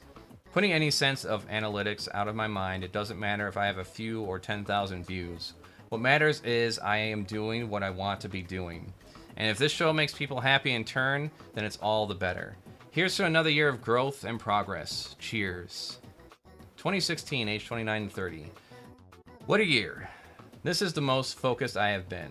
More artwork and video projects have been done this year than the last 3. Finally, me and my 2 mates are in a position where this can be a primary focus. By the end of the year, I anticipate having a full season of my show, Crafty Arts, done. Close. An art portfolio and a book. Well, neither of those happened yet. I am in such a happy place right now, it cannot be expressed in words. More coming at you from CraftyAndy. Goals this year: 12 episodes of Crafty Arts, at least 1,000 subscribers, and $100 a month from Patreon. And pitch my book for publishing. Well, still working on that damn book. 2017, age 30 to 31. 2017 was a year of building. This is where I was at the call center, and that was driving me bonkers. 2017 was a year of building. Once again, poking around the masses and seeing what I think will work best. Progress is slower than expected, but with me getting a grasp on what I am capable of at a given time and focused task, I can build up from there. Progress is slower than expected, but with me getting a grasp on what I am capable of what I can get done at a given time and focused, I can build it up from there.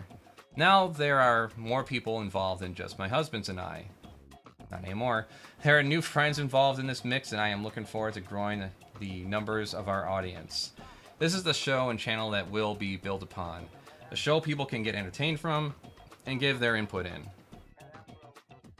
The experiment is over. I have determined the purpose for our YouTube channels, and Crafty Arts will be the start. There's no worry of the state of the internet or YouTube or whatever. My area of expertise is creativity, and I will let it shine. My hope is not only to entertain, but to make friends proud and fans happy. You have all shown so much support, it would be an insult if I did anything less. You have all shown so much support, it would be an insult if I did anything less than the best I can.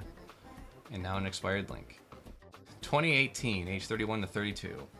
2018, boy, what a drag. There were 3 big hindrances to my progress. 1, moving to a new place. 2, having a soul-draining job. And 3, indulging in recreation.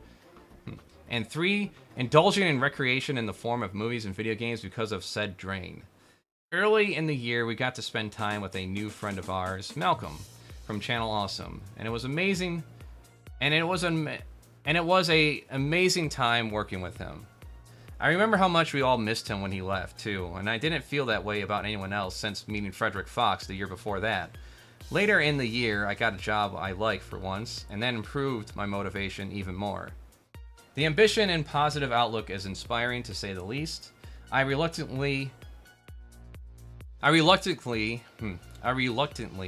even write their names as if I am using them to impress people. It's more about their impact they had on me, getting to know them and what they built for themselves. Nothing has changed when it comes to my focus. The Weird Zors YouTube channel reached over 1,000 subs and got monetized, and now it's time for the Crafty Arts shine. Wow. And now it's time for the Crafty Arts show to shine next. The discipline and drive that I lost before has been reclaimed. Most of all, I have my husbands, Kieran and Ashoba, to thank for making this all possible. Our local friends, Tonto, Max, have proven to be a big help with ideas as well. I love the idea of building something great together, and I want that to be now. 2019, age 32 to 33.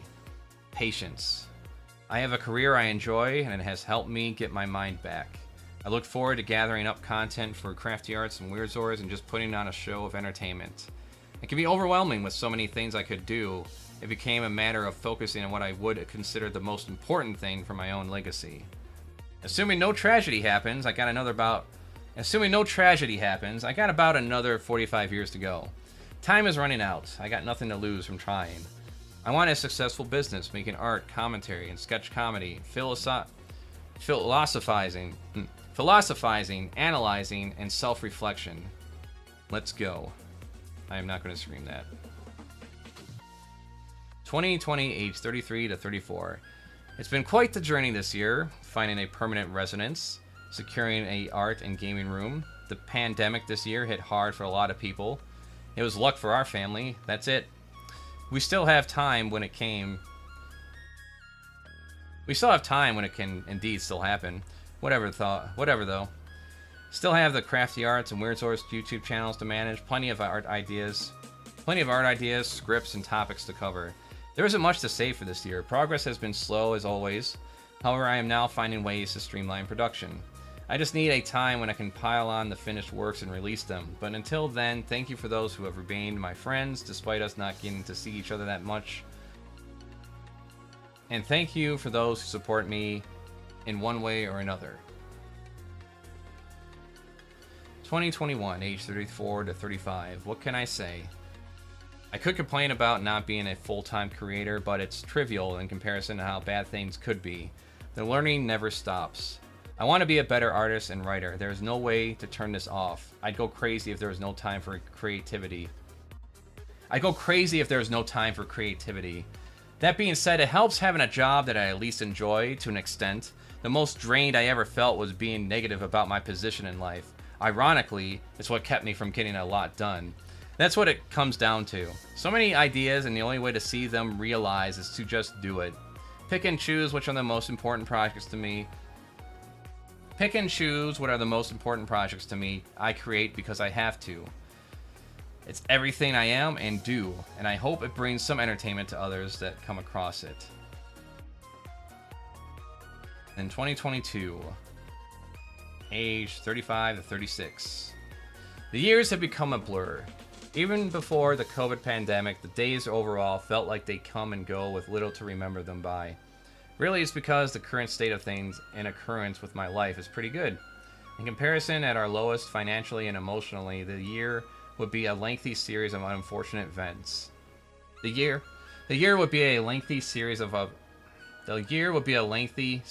unfortunate events. Something breaking or needing repair would be an upset. We could never enjoy ourselves without the upcoming workday casting a dreading shadow over us. If my current state of things now is the peak, then already I can go forward satisfied that I accomplished more than what was expected of me by the culture of this US. I can go forward satisfied with what I accomplished more. Wow. I can go forward satisfied that I accomplished more than what was expected of me by the culture of the U.S. society we live in, along with the religious teachings. Okay, let us repeat that. If my current state of things is the peak, then already I can go forward satisfied that I accomplished more than what was expected of me by the culture of the U.S. society, religious teachings, and peers. Currently, I have one rather large Ratchet & Clank commission to finish, and then it's mostly strict focus on the kids' book. Somewhat. I'll be documenting the progress as much as I can. Throughout the year, I managed to put together a series of videos to try and advertise my Crafty Arts channel more. I want to do more focused scripted commentary for my Weird Source channel, still working on it. In fact, I recently wrote up a script for Furry Puritans that is getting reworked in order to be more humorous and lecturing. In order to be more humorous than lecturing, still working on that. I'd rather attempt something more challenging and be seen as a failure than to play things safe and easy. Having a full-time job remains the main barrier to getting projects done. Gotta balance the work life, family, and interest accordingly. It is painful, but it does mean some aspirations get set on the back burner permanently, unfinished, and never see the light of day. I have so many scripts and videos that if they were in physical form could sit on a shelf to gather dust. I itch and scratch with anxiety over wanting to see ideas made and done. However, I am in no position to have someone do work for me with merely a promise of future payment. I suppose the idea would be then to sell myself in current skill. How? I don't know. We'll start by seeing how this self-promotional push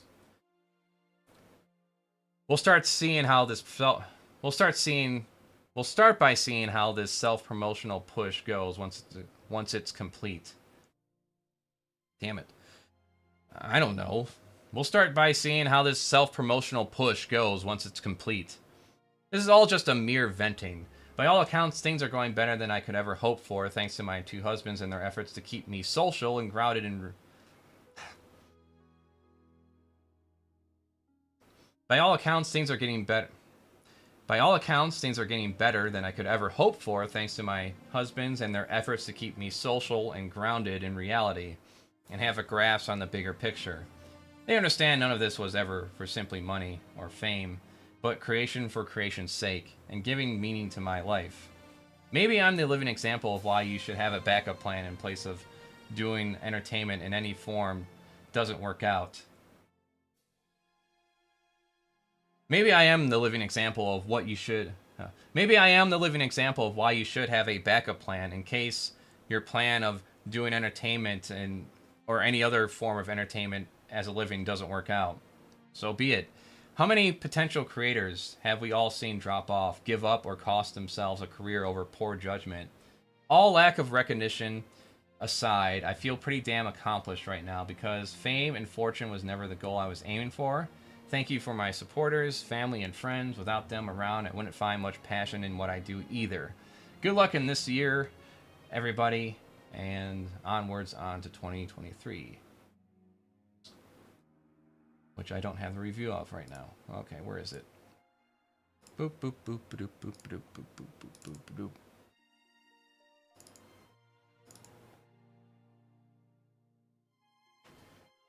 Did I not do it?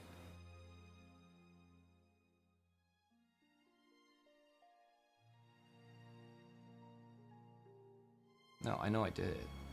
Yeah, it's right here.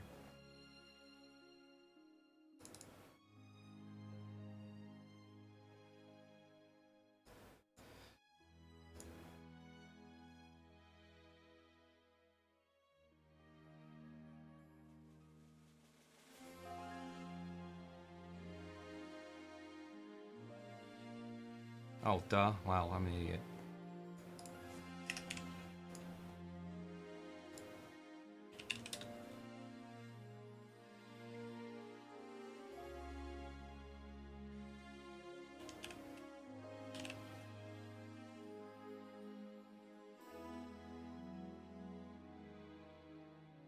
(2023), age 36 to 37. At this point, all of my problems stem from having to work a full-time job to support my passions, which is a pretty damn good position compared to a lot of people. Most people are stuck with jobs they hate and don't get to do the things they want to do. I managed to luck out my way to doing just that, in spite of online entertainment still being in hobby level status. I can whine and moan about not being at the level I wish I was, but that never helped me grow, let alone my mental state, like when I worked at a call center. This year I intend to follow a more strict work schedule, so things I enjoy producing for people don't entirely get neglected while I make progress on my larger passion projects, such as my first book. One page down, roughly 37 pages ago. And that was 4 months ago. Not that I'm lacking in being lazy either. I get about 4 hours a week to break with some video games, and most movies and TV shows end up having to be enjoyed either on the job or while I'm working on an art piece or video piece. In fact, at this point I even have a editing gig with Onion Nuggets, a show by the uneducated for the uneducated, going over news and memes and random videos from horrible, horrible people. And I get to edit it and post highlight clips of it. It's great. Small sacrifices. When it comes to the sacrifices, though, these are really small. Let's see.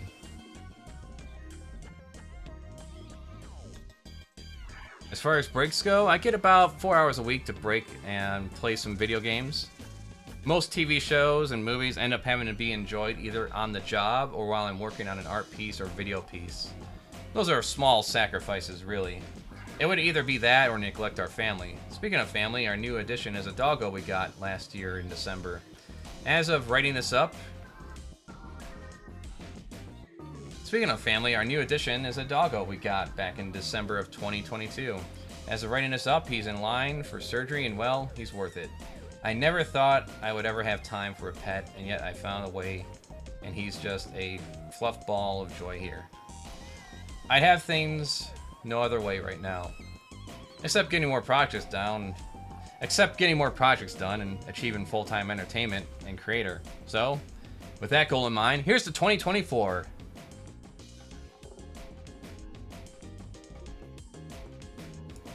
There we go. Now somehow I'm going to have to edit this and try to get it done by January.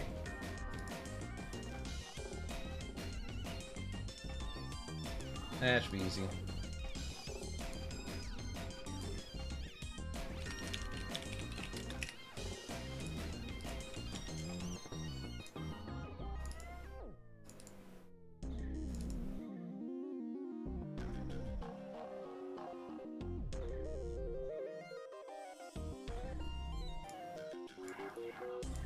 Where's the folder for it?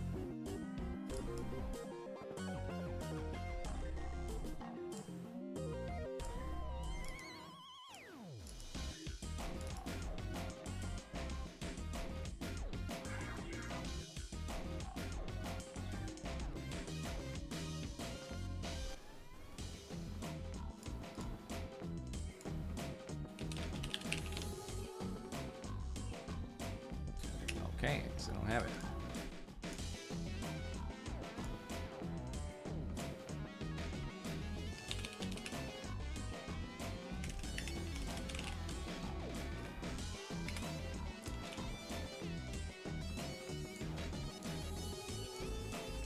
Just name it raw so we don't get confused. Put that in my iCloud.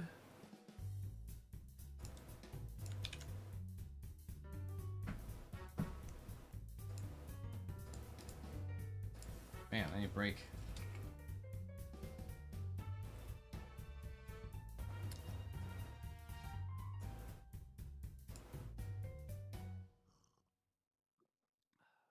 Damn good.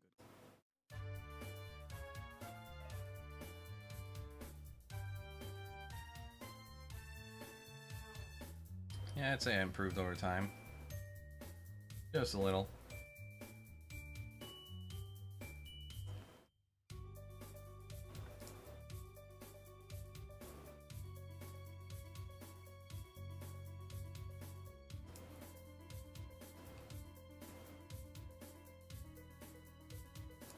What's next on my docket?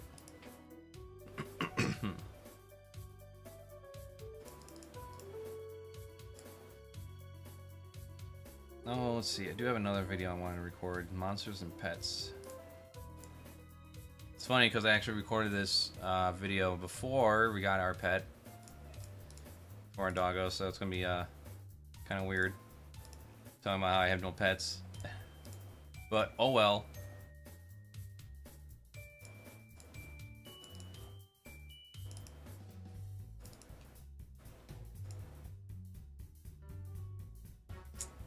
Question is, where's the script for it?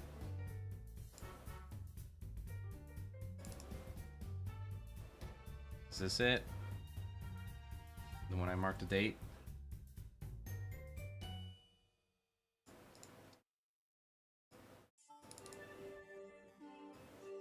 What's this? That shit from H-Bomber Guy, man. I can't wait to listen to that. Oh, yeah.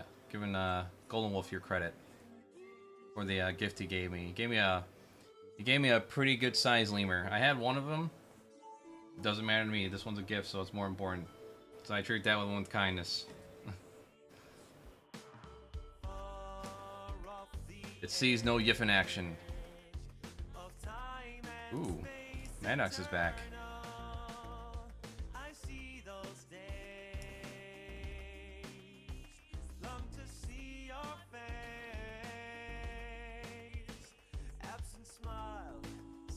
Here's a true story of what I've been dealing with over half a decade, man.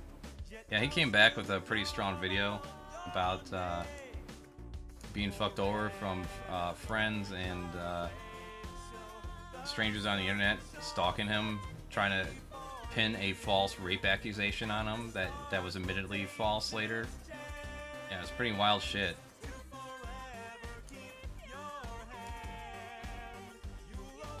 So glad he's back to doing things.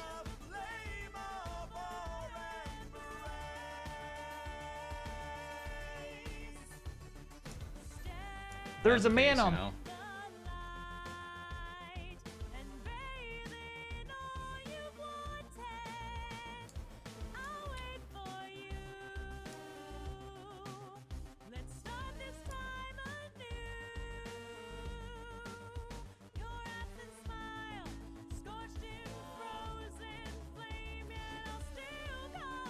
Vice? What's wrong with Vice? Everyone hates Vice. There are a few things in life that go as well together as chocolate and peanut butter, mac and cheese, and Vice magazine, and sucking dick.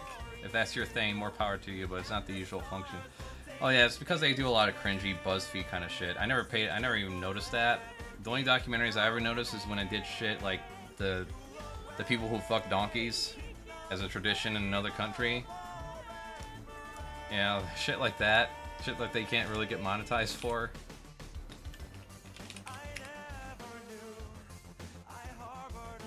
The town where men lose their virginity to donkeys. Donkey love.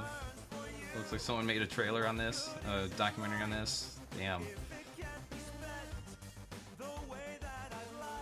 Polyamorous unicorn movement. Yeah. Neat stuff.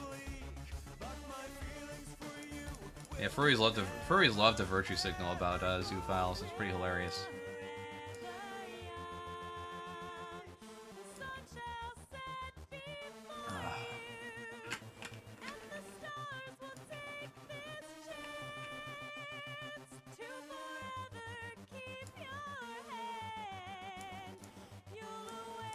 Never realized the irony of eating a cheeseburger.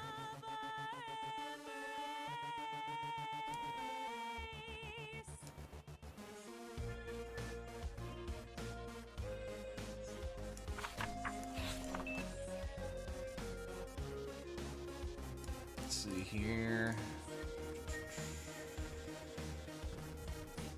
What was I going to do here? Oh yeah. Well, first I'm gonna make sure I actually didn't record this already. Which I did. So never mind, I'll have to do this.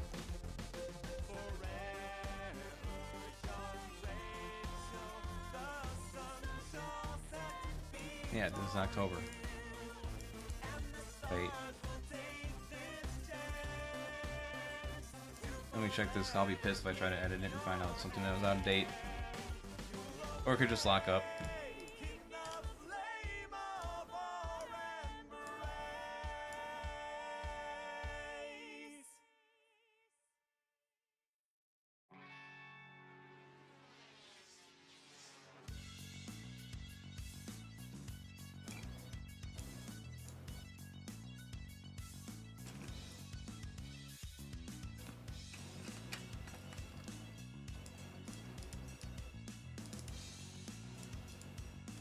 Yeah, literally just like, I don't know, why is it locking up?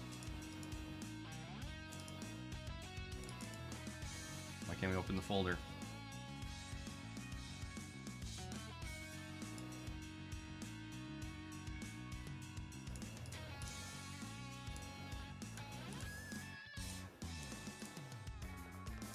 Anyways, this is the experience we had with Fear and Hunger. By the way. Squigs.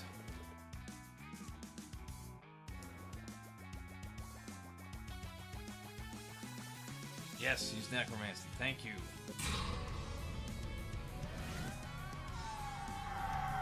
Alright, I'll name a new ghoul. Mitch McConnell. Show love? Make love with Mitch McConnell? Are you kidding me? Okay. Mitch McConnell's willing. You gonna show it? Holy shit! We got corpse. And we're merging. Okay, it's kind of like Kira. With the act, your affinity with the Sylvania is growing. Sylvian has blessed you with the marriage of flesh. You have become a materialization of the love you two shared, intertwined forever. What will you call yourself from now on? Let's call ourselves marriage. Good stuff. Because I do like the newer look that Sonic Adventure brought to us.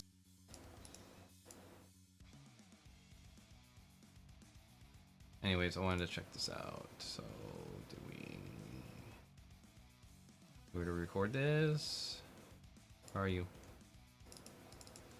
Oh my god. Fine, close it up.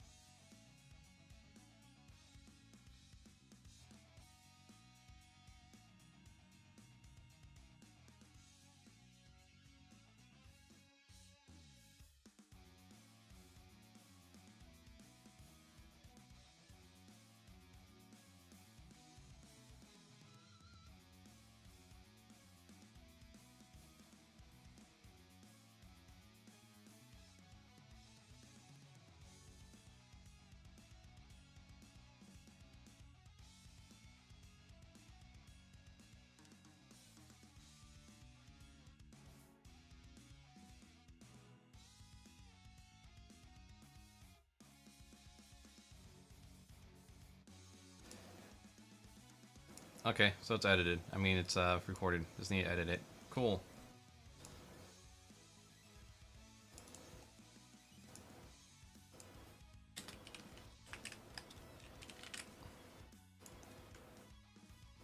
Let's get that into the iCloud, huh?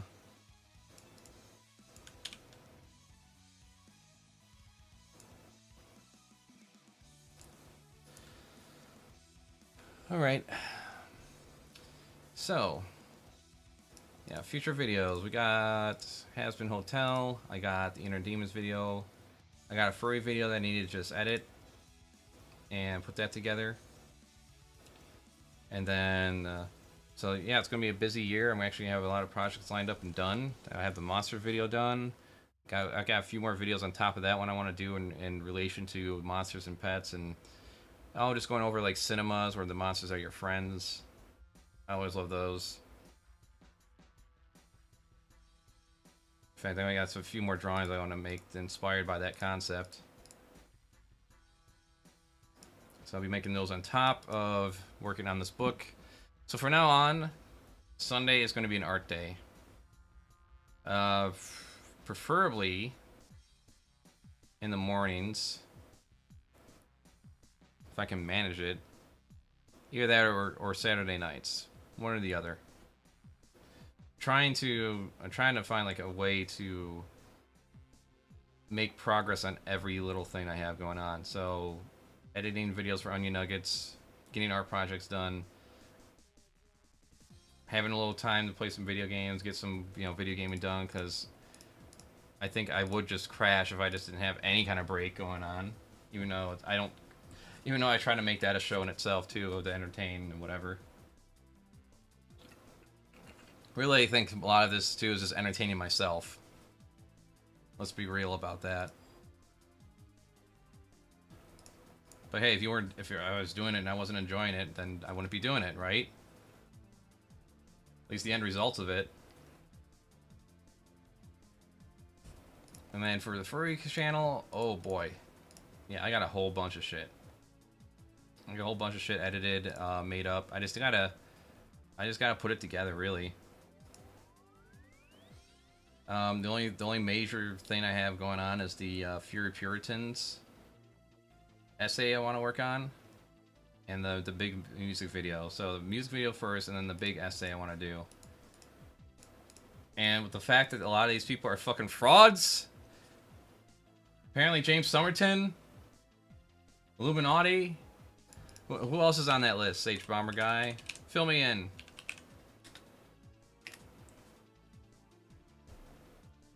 Even though so far I don't think the James Somerton's not really that big of a deal.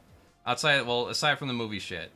That's where it kind of like hits me hard right there, is that the film that was supposed to be produced is like not happening, and it's almost like he didn't know that $100 grand or less is not ideal for a feature-length film.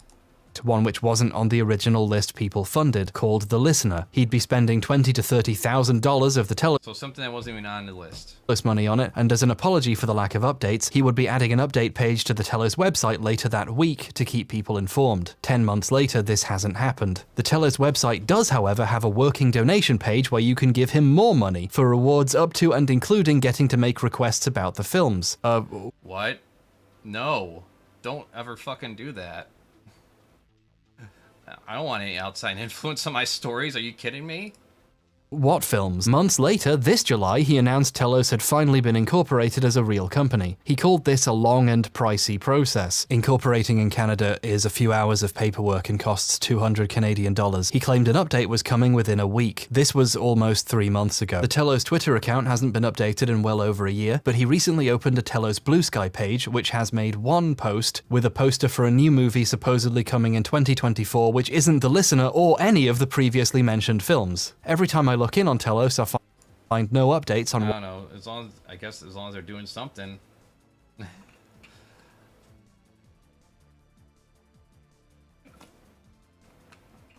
don't know what it's like to be over your head doing a major project like this, because I have no.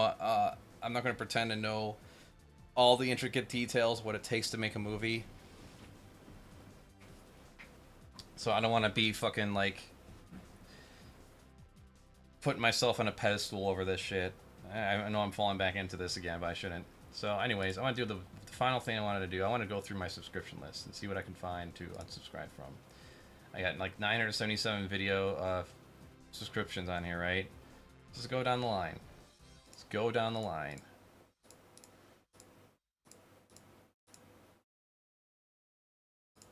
Actual fandom. So I recently subscribed to them not too long ago, but I'm not sure how I'm feeling, where this like all this is just kind of making fun of the chuds, which I guess I am all for right now. So yeah, you know what? I'm all for like pointing out these. What's this? Here's a good. Let's see. I haven't seen this. I don't really keep up with their videos that much because I found more interesting things like audiobooks right now. There's like almost nothing that I would challenge Vosh on, but this is probably going to be one of them. I'm thinking. Good old Get him to focus on this. Good I old don't know. Voosh. Seems like that's how that works. So that's what he looks like. Honestly, I like if you just like say everything as shitty as possible, then that will get you, move you up in the algorithm. I don't know. Yeah, that's one thing I've noticed too. Like as I've gotten older, I've kind of like fallen away from movie criticism, media criticism in general. Not so much of being critical of it, just enjoying it more, I guess, when it comes time to. Shit that I definitely like can't watch passively. Like I just watched this movie called Antichrist, which I thought was pretty good. It was a nice little art film. I can't figure out what the fucking the end was supposed to represent. There's an ending where a bunch of women are running in the woods. They have no faces. And I'm like, what the hell does this mean? What does this represent? And I know it's not, it's like one of those things where you interpret it yourself, but I can't like interpret it into anything. Like what? The fertility of women is forever? I don't fucking know. If they'll always multiply? Womanhood is a curse? I don't know.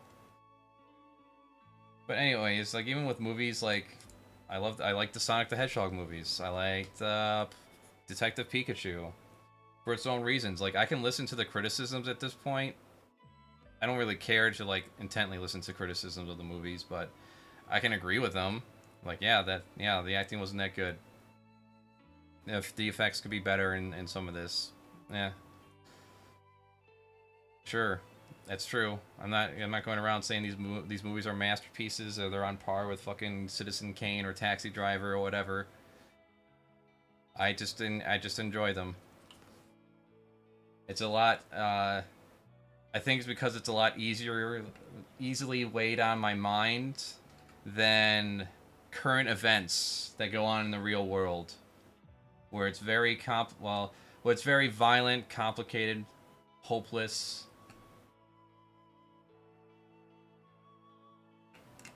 And out of our control. Though I do like a movie with those elements in it too. Anyway, but no, it's Alright, going to actual be fandom, probably some criticism of. I'm very curious what Vosh has to say about shit in this case, but yeah, you can stay. It's okay. Okay, actual fandom. Adult Swim. I mean, I like to know what Adult Swim's doing. It's the only way I can figure it out because I don't have cable, and I don't have HBO streaming service anymore. So you know what? They can stay. Alter recently subscribed to this. They do a bunch of horror short films. Some of them I watched, I didn't really care for. I thought they were kind of lame. Not gonna lie, but I'd rather have something like this going on than, you know, a lot of the content mills that exist. So you know what? Yeah, you can stay. Animal Logic. Hell yeah, dude. I like understanding animals and behaviors more. Betel Nut, a neglected global public health emergency? Evolution creates monsters. Like ticks. God, ticks are fucking disgusting. Koala's survival of the dumbest. Yeah. God, those teeth. Beetlejuice, Beetlejuice, Beetlejuice! Say its name 3 times, and you may just summon yourself a bad habit that's harder to shake than the bioexorcist himself. Chewing it will turn your mouth bright red, and over time, may even permanently stain your teeth. Despite Fuck that. the risks that come along with mowing on it, hundreds of millions of people around the world use this plant to feel invigorated on the regular. This is betel nut. Has a little off-kilter, yeah. So yeah, Animal Logic definitely gonna stay. Aaron Raw, no question there. Aaron Raw is the reason why I questioned the Bible and became an atheist. And continues to do work. Mainly outside of YouTube, which is fine. And does like interviews with people who left the faith. They analyze the religious texts. So it's all good. He's become part of the Satanic Temple. Or the Satanic Church, whichever one it is, that's an activist. Mega 64.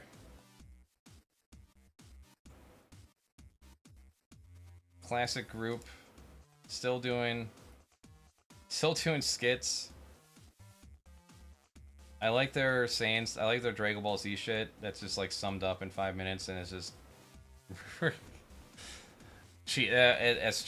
it's so much effort involved making the cheapest looking things possible to just like portray what they're supposed to be. It's amazing. It's like watching an Atari 2600 level of movie making, and it's great. I mean, it's still better than like what a lot of people do. It's more effort. My life in gaming, no idea. What is this shit about? Ooh, RetroTink 4.0 is out. I have a RetroTink. I think I have like the 2nd generation. I was very satisfied with it. Black frame insertion places black frames between frames from the source to produce a blanking effect similar to what happens in CRTs or traditional film projectors. While we can't natively show how this looks through our cameras or on YouTube, BFI makes motion appear much sharper in 60 FPS games. It also has the additional effect of making scanlines or CRT masks feel much more tangible and authentic, so we highly recommend giving BFI a try. Mike is also working with Mark from the website Blurbust. I honestly don't understand the appeal of scanlines or making things look like a fucking old style monitor. I don't get it. I have no nostalgia for that look whatsoever. To develop features that could go beyond what your TV's BFI settings may be able to do all on its own. So with scan lines, mask effects, and black frame insertion, we've come shockingly close to replicating the benefits of CRTs on modern TVs. But in the process of doing so, we've added a lot of black to the picture, and now it's really dark. Not to worry though, because the RetroTink 4K has HDR injection. HDR has been added in recent Man, they have a whole bunch of menus on this times shit now. to the RetroTink 5X and the Mister, and to be honest, we haven't really The one I have just has a couple of switches and buttons you can use to activate things on it. played around with it very much on either of those. But on the Tink 4K at least. Alright, I guess I have to keep that channel online here, huh? Fireside chat. And once in a while I'll tune into this. The Q song. Oh my god, oh my god. See, he's kind of doing like what things I would want to do though. Find cringy Christian shit and make fun of it. Limus plays. I haven't kept up with any of this shit for a long time. I think it's just time. Just let that go. Anytime I see people listening to people play a game, I can't watch it because I'm usually doing a job or doing work, and it's just like, well, eh.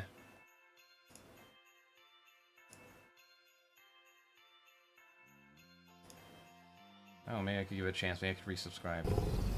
Okay. I think that's gonna happen soon. You're you're ruining Adam's fail through. Oh my god. Goodbye, cruel world. The final curtain is calling, and there's no time for an encore. Bazinga. Just die. Spook 'em ups.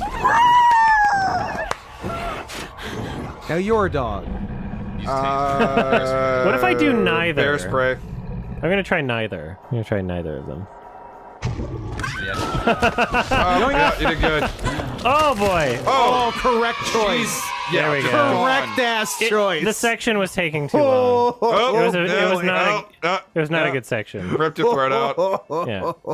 I'm happy about that. That was a good outcome. Strength. Grab it.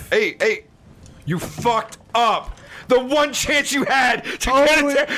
Adam, restart the game. Adam, restart the game.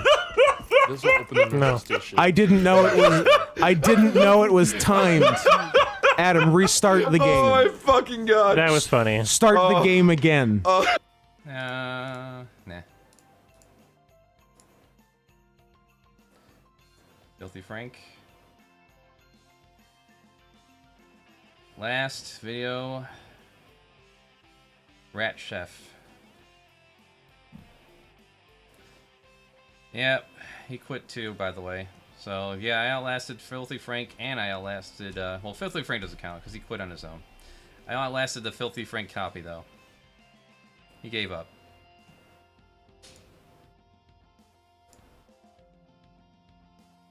So yeah, I'll probably just download a bunch of his videos. What? Love you. Love you. What do you mean this James Summerton's a fraud? Huh? The video you sent me. He just canceled his Patreon. And he like erased himself. He's not doing any more videos or what? I guess not. He's like he just like they pulled him for like just reading Wikipedia articles, and that's like his videos. Is just him reading Wikipedia articles. What's wrong with that? He doesn't give any credit to any of the writers. And then he's just and also taking stuff from other people's written in blogs and other articles, and that's basically his videos and quotes from other things that he doesn't source. What videos? Just other videos people have made. No, I mean, but I haven't seen anything from him as Angry Video Game Nerd. What? James Summerton, hun. The guy who does queer content. Oh! Not James Rolfe. There's Dell's queer analysis of horror movies and stuff like that. Really? Yeah. Also, I didn't know about this, but he did Indiegogo where he got like $100 grand to make start a movie studio, and his first movie ended up just dropping because it probably was just a copy of a book that he read, that he promoted as like his favorite book. Oh. Says yeah, it's pretty interesting so far. I didn't watch the whole thing yet. I went to go the whole thing before making a thing on it, because like the Wikipedia stuff and like. Did he delete his YouTube and everything too? His YouTube's still up. But yeah, it's like the things that like reading Wikipedia doesn't really bother me that much, and like just taking like montage anime videos other people made don't bother me too much. But like I don't know, like plagiarizing a movie, swindling people out of money for that. I mean, there's other things besides those two things too, so I don't know. I'll have to watch the whole thing before I make my little judgment on it. But yeah, it's like, okay, maybe I should just remove my patron of him, and like it's gone. It's like his page is blank. Oh, interesting. Yep. Alright, love you. Love you.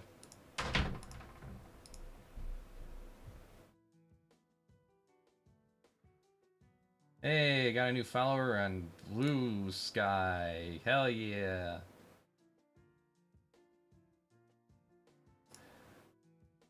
Maybe this will take off.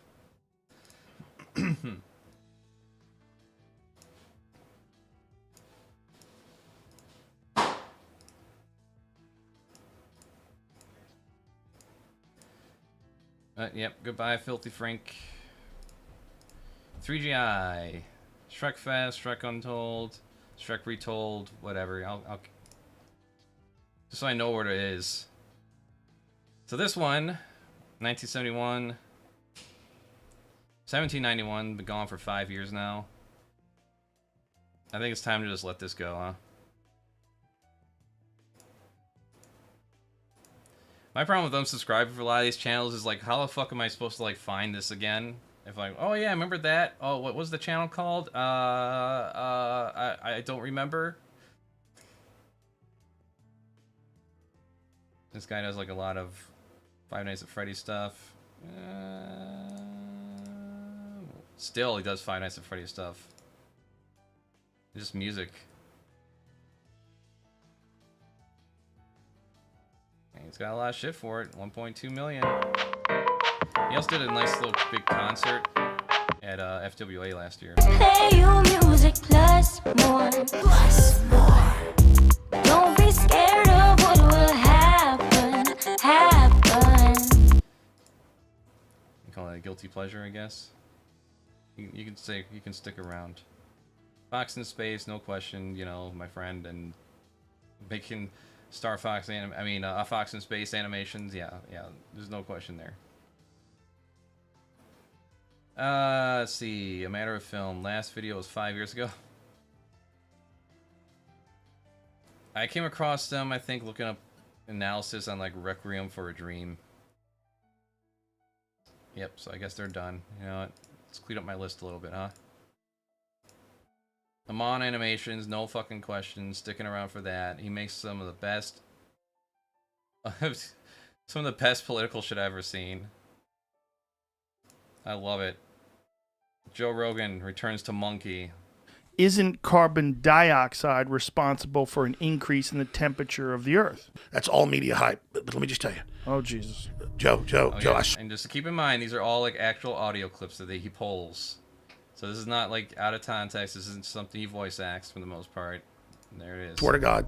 I swear to God I can prove all this to you. This is so huge for your audience. Like, what are trees made out of? Trees. Tree stuff? Carbon. Yeah, but carbon-based life forms. Let me tell you this right now. We're in contact with aliens, and they've given us the whole plan. Now, where are you getting this from that you're stating it so confidently? I've seen everything. Scientists have proven your brain is working in the fourth, fifth, sixth dimension. And if you can work into those dimensions, you can see beyond it. So what I'm trying to tell you is this. I know you already know all this, Joe. For your audience, here's what's happening. Dogs are very psychic. They're psychic buffers. I never saw that. Can you see if you can find that, Jamie? That seems like you have to be real careful in how you describe these things. They have called in the European Union for the arrest of scientists that question psychic vampires stealing the energy from the kids. Whoa. Sandy Hook is a synthetic, completely fake, with actors, in my view, manufactured. The best way to counter correct speech is wrong speech. You're trying to take my freedoms and lock my ass up? To quote Emperor Palpatine, no, you will die. Orwell talked about this in 1984. He was like, if you ban all the words, you will literally, you can't have all the, I forget Orwell's words on, you can't have an echo chamber. The echo chambers are dangerous. I totally agree. Here's the thing, even if people are wrong about many things, it doesn't mean you can't be their friend. What's important is whoever that person is, they got to be sincere. Now, as soon as you feel like someone's a grifter, you got to cast them out. Ladies and gentlemen, Anthroplex is the newest edition at InfoWarsLife.com. The patented nanosilver we have, this stuff kills the whole SARS corona family at point blank range. We have developed the ultimate male vitality supplement with 8 concentrated super herbs. DNA Force, ladies and gentlemen. X3, now available at InfoWarsLife.com. Alpha Brain, it's 100% legit. If The I umbrella go to a simple on there, UFC yes. and I don't have Alpha Brain, I panic. It is got all the bone broth and so much more. This is why the ancients, they believed, had such better bones and so much healthier. You look it up. You could freeze this, and this would be better than like Bluebell chocolate ice cream.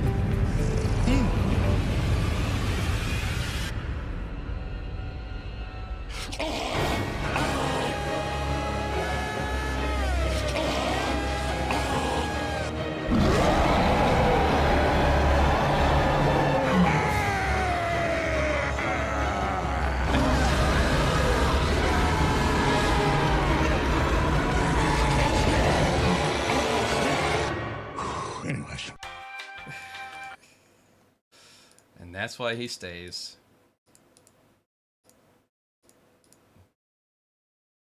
Well, so what's next? Aaron Rutten. No idea. Future for my YouTube channel. This is the end of Aaron Rutten on YouTube 1 month ago. Digital art. Learn some new skills along the way. AR cheating. Oh yeah. So a lot of art channels I find are kind of uninteresting, I guess. Maybe this guy's a little more interesting than the others. I mean, 210 subscribers. You're just gonna leave? I mean, can I have your channel? I can give you like $10 for it. If I give you $10, will you let me have your YouTube channel? Is it just me, or does it feel like YouTube is killing YouTube channels? In my case, it's hard to deny that I am not getting the same performance I used to get. If you look at my views, it's back down to the same level as when I started my channel. That was when I had a lot less than 200,000 subscribers, barely any videos, and no reputation or third-party Or maybe people are just getting bored. They're getting back into more scripted content, and they want more shows and want to spend more time watching that shit. And the only reason why I entertain a lot of YouTube videos is because I'm like working a job or working something else that makes it easier to it's easy listening. Promotion. Taking a peek at the worst thing that has happened to YouTube is shorts. A knee-jerk reaction to the rise of TikTok, which was created with the sole purpose of destroying attention spans, or what was left of them at the time. Yeah, it's the reason why my channel just grew. That's why I'm just doing this stream right now. I'm like, yeah, 1,000, why? Yep. Society and future generations who become addicted to quick hits of information. So what is and yes, I do pay no attention to shorts almost, for the most part. I might pick up like Onion Nuggets short, and I'm like, oh yeah, awesome. And I just have to get back to the actual like video it's from. I never like stroll through them ever.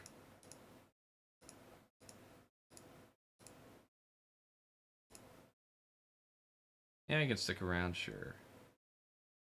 This one I think I just came across too because it's Digimon Abridged, and I'm like, oh okay, I'll give that a chance. I never watched this show before. It's unwatchable at this point because, you know, I'm no longer 5 or 8 or whatever. My bloodstream is pure caffeine. Oh, good. Then my favorite season, too.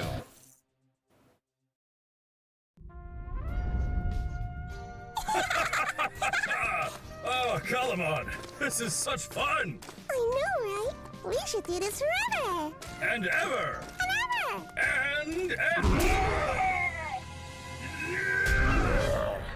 Calamon! I can't hold it long! Do something!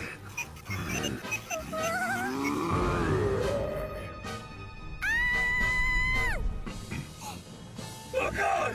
Calamon! What have you done? What have you... Boom! My metal Tyrannomon squashes your Maldramon, which means you lose again. I am the greatest. Best 8 out of 14? Sorry, Takato. As satisfying as it is to kick your butt on loop, I'm gonna have to call it here. Miss Asaji says that if we're late for class, she's...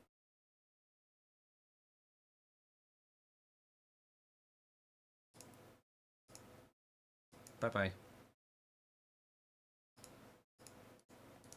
Okay, I may have a little more play. I'll let a little more play. You have a chance to win me back.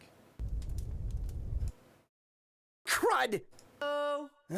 Mr. Cooper the raccoon to us. I mean, it just seems a little tame compared to, like, Dragon Ball Z Abridged from what I remember seeing. Make a stand in the hall. You remember what that thing did to Kenta? Okay, Kazu. I just gotta... Every man for himself. Bye, Takato! Why are we friends? What? Oh, crud! Crud? Huh? Whoa. What are you? You will reveal to me your secrets, O mysterious... Ah!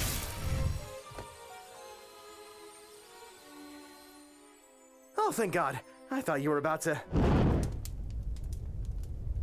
Get it. Okay, class. Who can tell me what 6 times 4 is? I know, it's... Shut up, Takato. You don't get to learn today. Ugh, the exact frequency of your voice is messing with my migraine. Ugh. You stand in the hall, you ignore it all. But Miss Asaji, my card reader caught on fire. I had to put it out with my backpack. I'm too hungover to care. Nope. Next. Cursed Farms with your game dungeon. Mind of Freeman.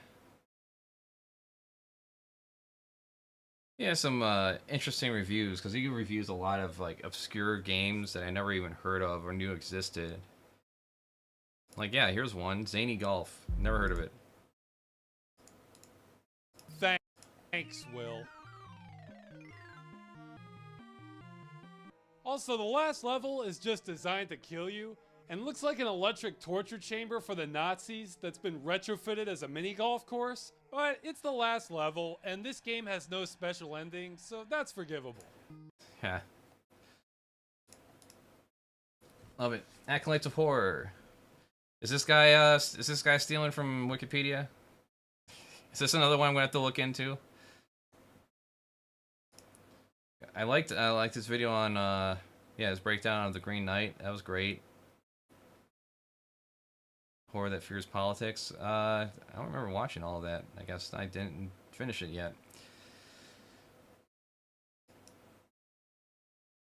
Yeah, he's pretty good. He gets to stay, I'll just say that. Actual Jake. Perhaps.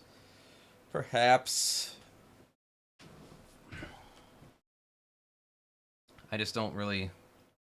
I'm kind of like done with the whole let's just stream and watch other people's videos shit as like a format. Like this is just a special thing that I'm doing right now. I don't really normally do this, otherwise I go crazy because I'm not doing anything productive. You can stay. Adam Conover, sure. Your guy who used to do Adam Ruins Everything. He does have some interesting interviews with people. Sure, keep him around. Adam Duff, Luxy Pixel, Lucid Pixel. Very experienced artist in the field. Has a lot of professional experience compared to me. Working for EA, working for Disney. Before going independent and freelancing. Artists Fight Bank and AI art, sure, why not? Whatever.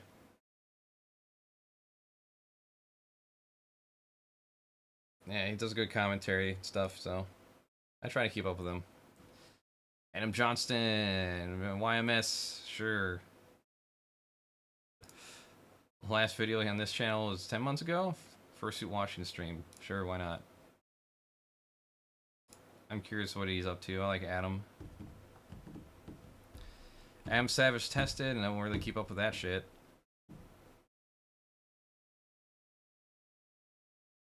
But this fake Apple iPads exposed. That sounds interesting. 1,000 shot Nerf blaster. Yeah, I don't know why this doesn't interest me as much. Like it should. I feel like it would. It's like one of those things where like someone describes it to me, I'd be like, yeah, that sounds like a cool channel. But it's like, eh. Oh, everybody, it's time to look at bootlegs. We are here in the cave. Adam Savage with John from Lumafield. Hardware, software, genius. Structural similarities, but you can really see that there's like 1/10 of the density of stuff going on in the fake one. You don't see that same filtering. Oh, look at that. There's one filter. Right. Yeah, that's no way I'm subscribed from here. That actually looks awesome. It's ID Shanker's bootleg universe. Fuck no, I'm keeping that one. Unauthorized bootleg Power Rangers. How to fix a poo. Twitter and calling each other snowflakes. Everybody loves The Simpsons. I love The Simpsons. I want to be on the same side again, but this is a problem. So let's fix it. Hey, I don't know. Writers, I'm asking you to come up with a solution that subverts, pivots, or evolves Apu here into a fresh, funny, and realistic portrayal of Indians in America. Well, I mean, Apu's a volunteer firefighter. If I remember right, he's actually a medical expert. He has a wife and like 8 kids in the cartoon. Yeah, he's like he's like better than any other character in the entire Simpsons universe. What else do you want him to do?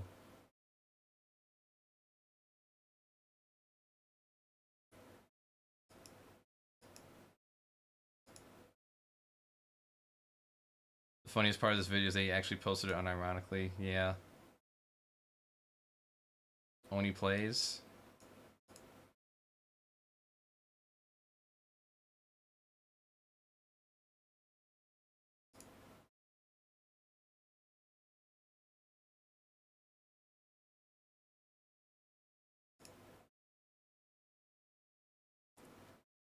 People from India actually do have Indian accents.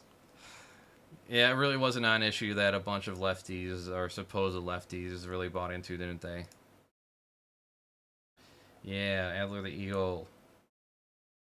It's too bad he should have kept his Patreon up. I mean, it's extra money for you, man. You can be all like, oh, I don't want to be taking people's money if I'm not doing animations. It's like, just say you're not doing animations anymore. Some people will leave, some people will stay, and more people, some people will join because of it. Who cares? Add your extras last year. 1 VR video. I'm keeping them. Adrenaline dubs. Yeah, I do kind of want to keep up with the new Sonic comic, and this is the only way I'm going to do it. Listening to it passively as I draw shit, so yep, I'm keeping it. AI Lost Media. I'm very curious what he produces. I like his AI commercials. They look freaky as fuck. And then Becker Tutorials. Most powerful tool in Flash. Oh, 7 years ago. I was gonna say Flash is dead, right? Last video was 4 years ago.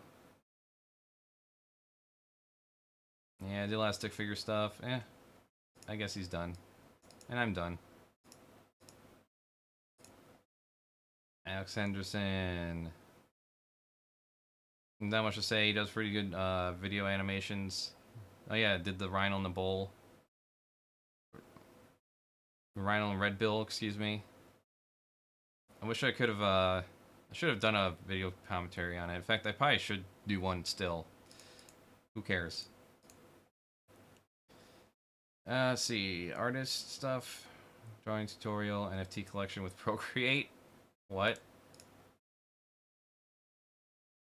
Beginner-friendly Procreate course. Selling courses. Speed paints. This is the one thing I always wanted to avoid when doing this art channel, was just doing speed paints. That's why I relegated it to the short section. In fact, I'm probably gonna do that. I'm probably gonna re-release a bunch of shorts and just call it like 30 seconds art in 30 seconds or some shit.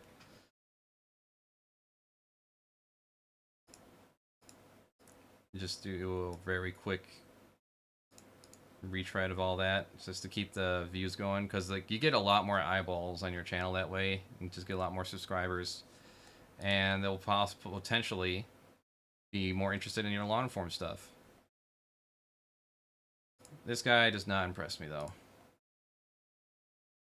Bye bye.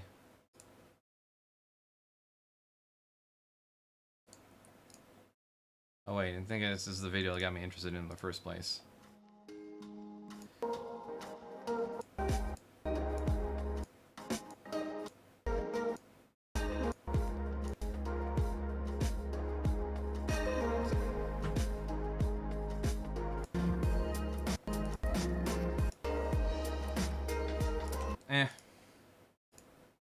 Bye-bye.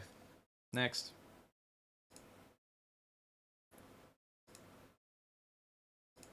Alex Martins.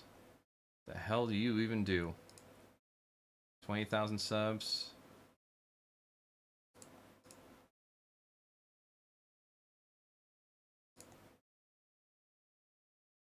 This is just the A's, goddamn.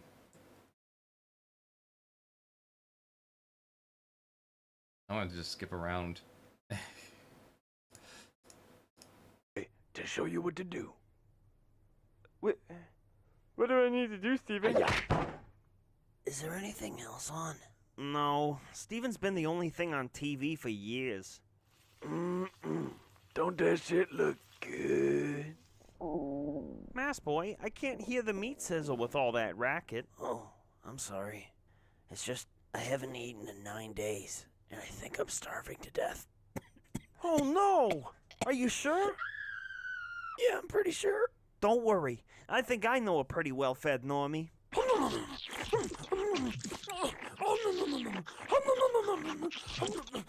my god. Big Mac? What are you eating? I don't know. Hey guys, how's it going? Oh, we're just fine. Still homeless, thanks for asking. I didn't ask that. Check this shit out. What's with the mask? Is that like your thing or something? Yeah. Got him. You got him, buddy. Alright guys, that was pretty good. But we need your help. My buddy... Okay, next. Aliens Guide hasn't posted in 4 years. I think I can remember his name. Off my list. All Out History. I think it's just rip-offs of like TV specials, right?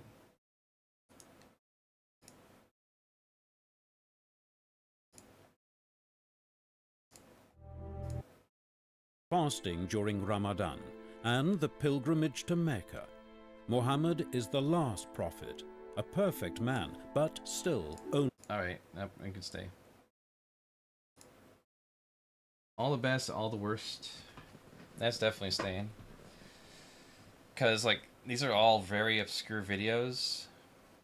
And, they look pretty fucking weird. And, you know, it's very small viewership, and not a lot of people have, like, seen these, and they haven't gone viral in any way. Like, how to raise a street-smart child. Yeah, there's no way I'm keeping this around, because otherwise I'm just never going to remember this channel at all. Unlike the other stuff, like, you know, 1971 does commentary, but, like, a lot of that shit just becomes out of date over time.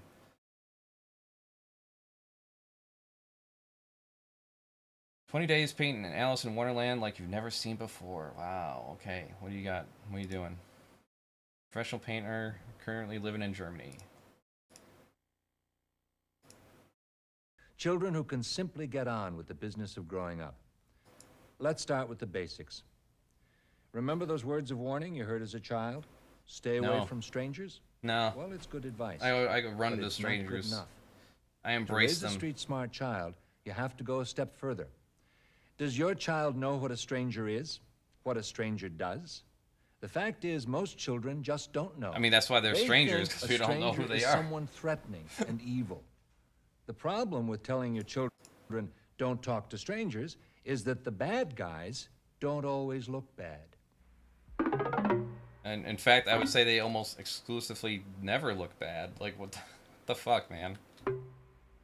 A stranger sometimes wears a hat, and sometimes a black or brown jacket, and this guy with a beard, some hair, a mustache, and some glasses. Or maybe with Maybe shouldn't dehuman try to like personify bad people with like horrible looking things, horrible looking people, because a lot of times they look like your priest or family member. coat on that goes over their mouth. I have lots of versions. Alright, well, I can already tell I don't like this guy that much.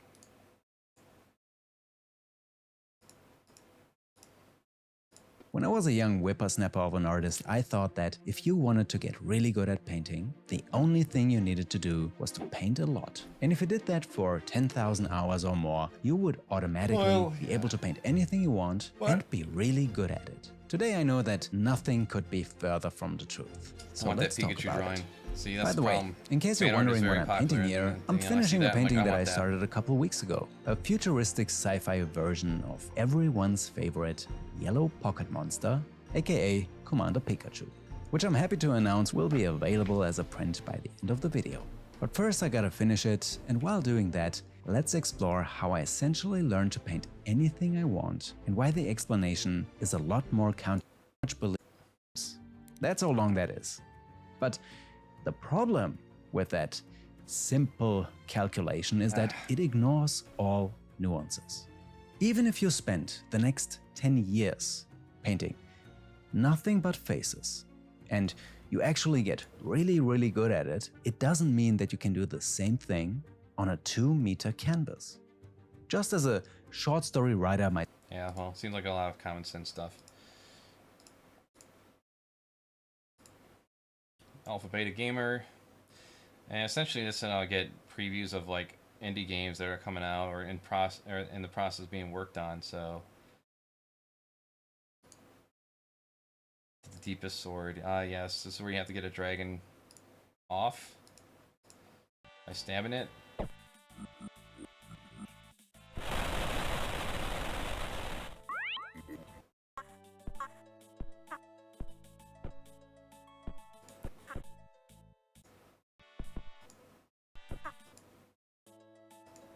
Just make your sword longer and longer.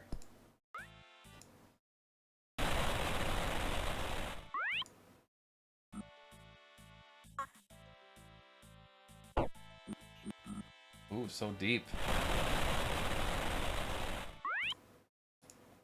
And we're gonna skip to the end.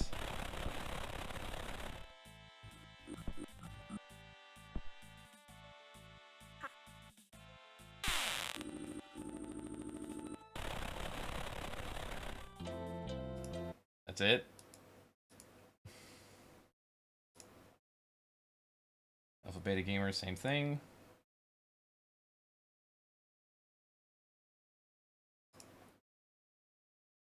Alphonse done.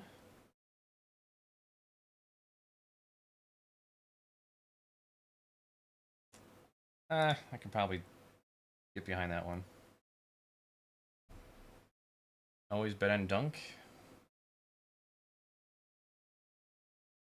Death Note 2017 is good, actually. I'm not sure I wanted to hear that. Don't Look Up is a bad comedy. What? How did I subscribe to you?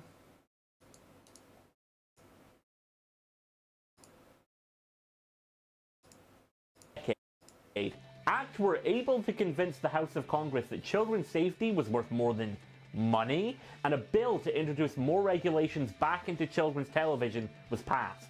However, right before he left office, known child hater Ronald Reagan binned the entire bill, saying it was an unconstitutional infringement on freedom.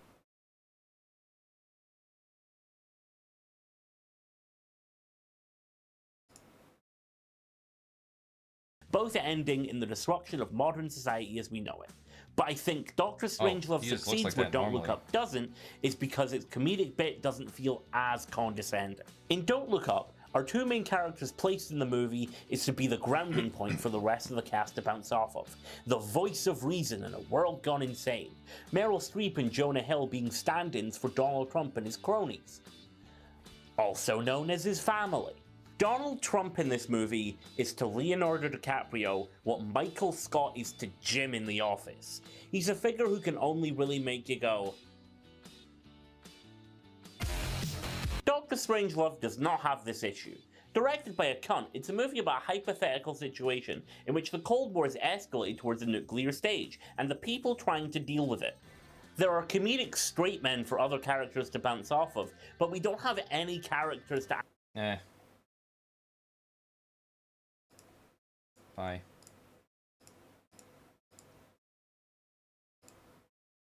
Amy Lewis Art. Maybe Amazing Atheist, no question there. Archive, sure.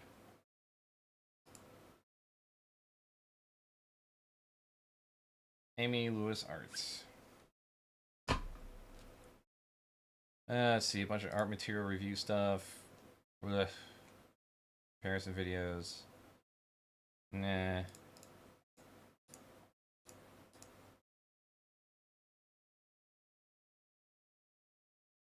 I make mobile games and the occasional joke video. Do you know? Oh, yes. Okay. I remember what got me to your channel. Cyberpunk 2077 PS1.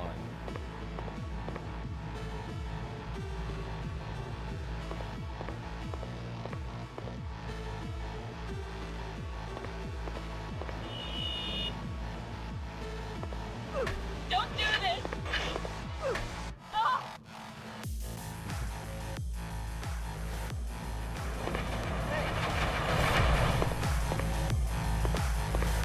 So accurate.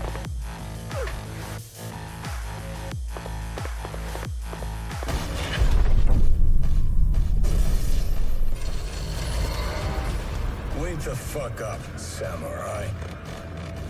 We have a city to burn.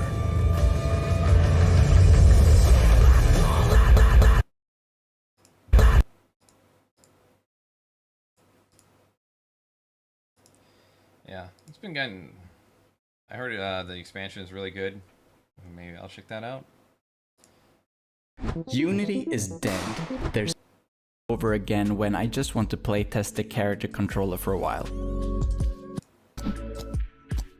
While it's being used, time slows down as well so the player can contemplate their next move. The only problem is that there's no UI that enables you to pick up your weapons again, so I'll connect the interaction system that I already created a while back to the same input canvas that I made just now. I think the character controller is at a good point. I don't want to make it too complex because part of why Gladihoppers became so popular, I believe, was thanks to its simple controls. Yeah, I can get behind this channel.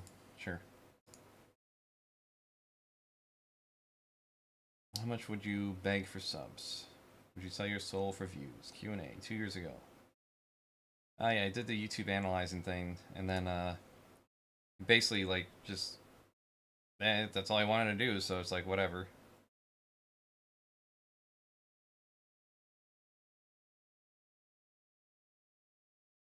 He has other interests. But I stick around because why not? Angry Joe Show, sure. Don't really care for movie reviews. I like the news analysis a little bit because it's the only way I'm ever going to keep up with like anything interesting going on like the gaming sphere. Animation Domination's been dead for half a decade almost, or over half a decade.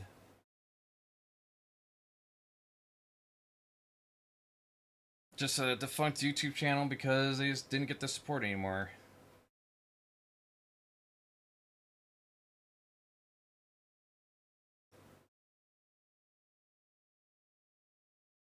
Honestly, I wasn't watching any of this shit. And now, the adventures of Mark Werewolfberg.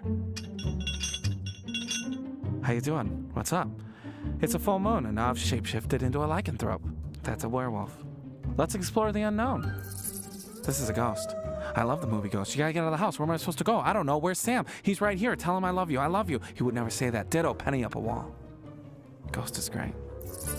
This is Frankenstein. He's a green monster, like the one in Boston. Go Sox. This is a Gorgon. With her stare, she turns men into the rock. Which means they're not as good as me. Look at this freaking clown. I don't know your name, so I'm gonna call you It. Now get out of here. Thanks for the balloon. This is a witch. Which witch is it? No idea. This is my mummy. I have... Yep. Goodbye. It's been fun.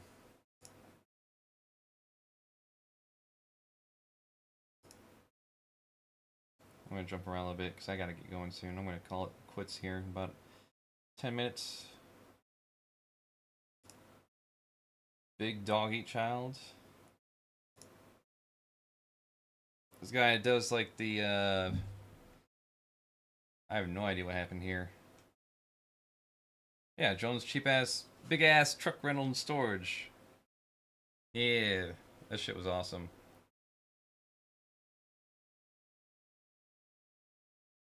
It's got millions of views over it.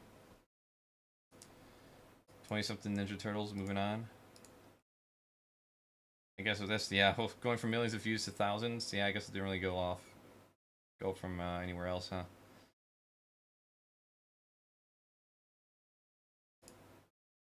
Last video. That's a full-on double cheeseburger, all the way. It's so intense. Oh my god! Oh my god! Woo! It's starting to look like a triple cheeseburger. The double rainbow guy, okay. This was April 2023, okay. Yeah, I think he's done.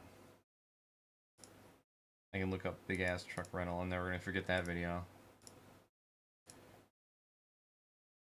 Music Masher. Yeah.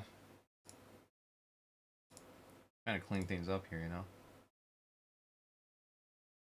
I like Billion. I like his analysis on like the Learning Channel shit, so that's fun. Billy Bust Up. I'm looking forward to this game, so I'm just going to stay there. With that, biographics.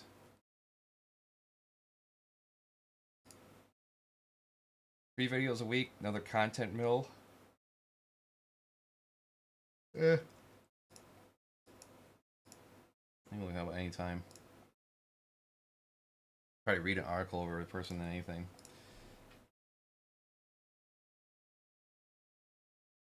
Spaceballs fails as a comedy.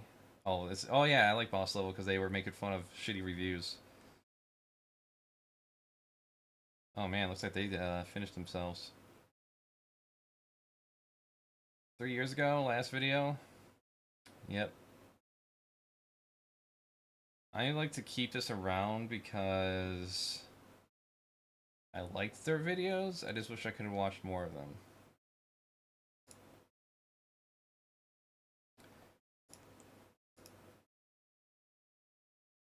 What else we got here?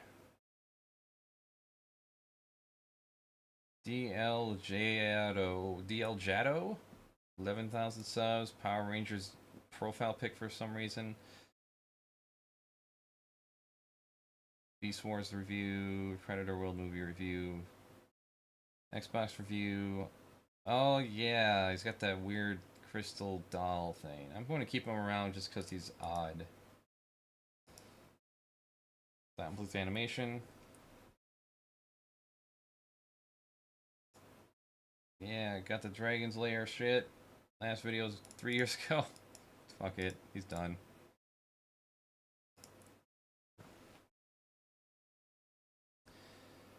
Duplex, Intolerant Time Traveler.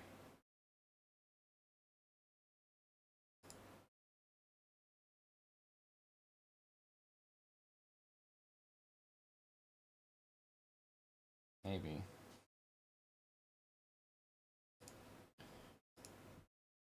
I haven't watched them in like fucking years for trophies, whatever.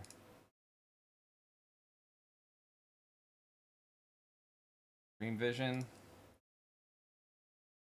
I really want to know how to make these fucking shits masks at some point, because it's either there or I have to pay someone to do it for me, and that's probably what's going to happen.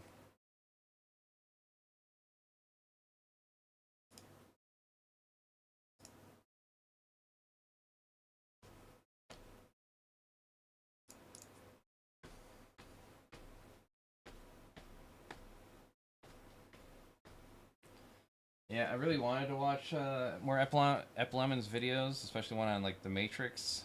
But at the same time, I'm kind of like, I don't want anyone criticizing The Matrix. I like the new Matrix movie, so I'm not going to listen to any criticism of it. What else we got? Fight child abuse.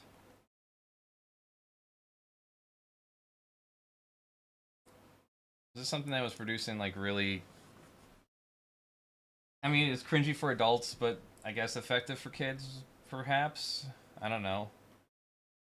Will pressure end up in sexual abuse? I'm gonna keep this around. It's gonna be like content.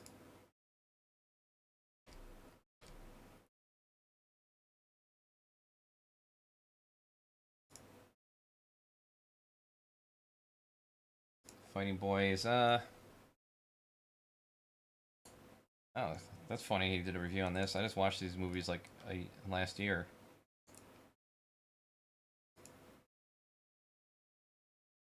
You know, and then you got like 4 or 5 fucking new seasons of Dexter New Blood, and it's literally about a fucking torch pass to a new generation of fucking killers. It's about Dexter and his murdering family. And that would be a fucking cool show, and they didn't fucking do it because they're fucking stupid. Never watched Dexter. I don't have interest in it. Especially now that I hear it sucks at the end, so it's like whatever. First We Feast. I guess. Keep that around. I make YouTube poops.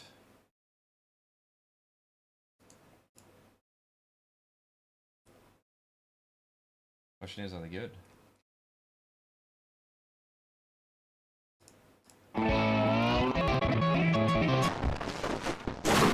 Oh, to be 99 again. You with me, ladies and gentlemen? 99. Okay. Yep. You can stick around.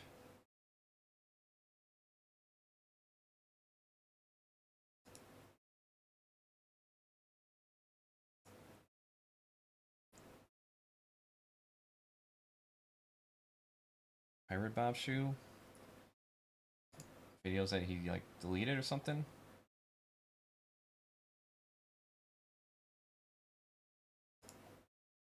Apollo V. Animations. Yeah, okay, you can say.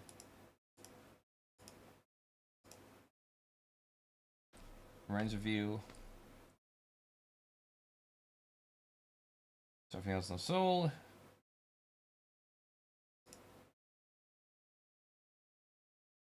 Open world games suck, I agree. Difficulty is deceiving.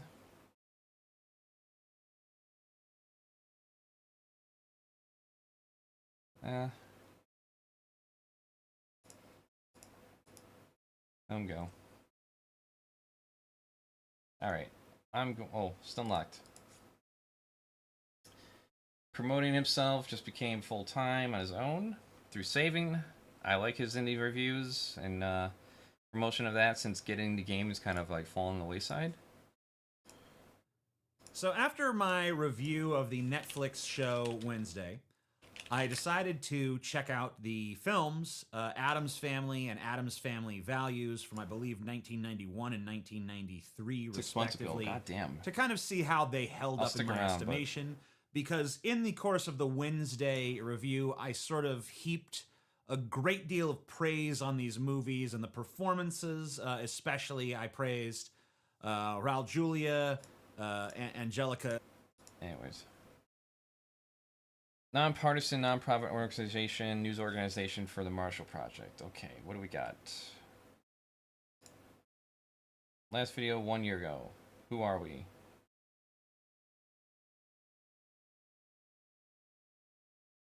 Okay.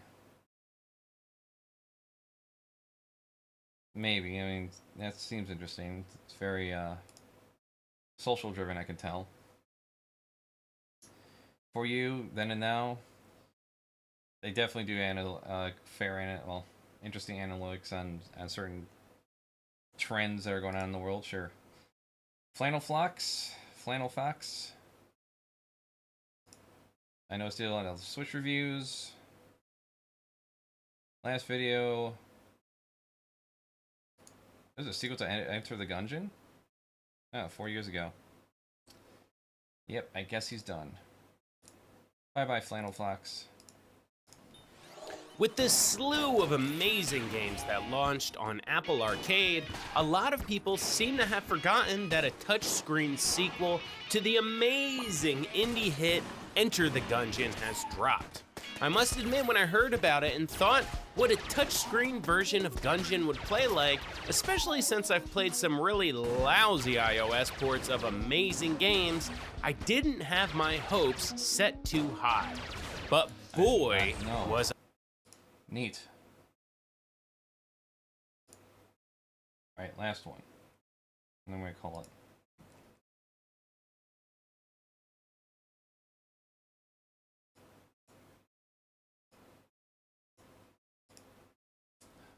Who the hell's this? Oh, yeah, Pablo. Yeah, he stays.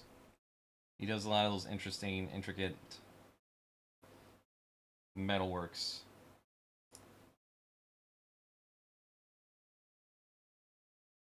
Hurdy-gurdy.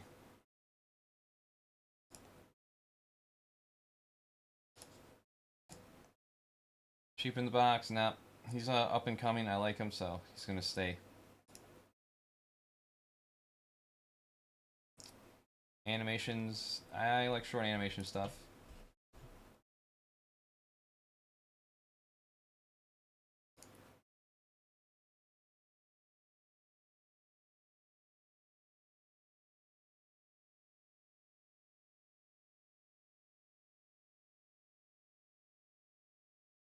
Songs from shit from the 80s.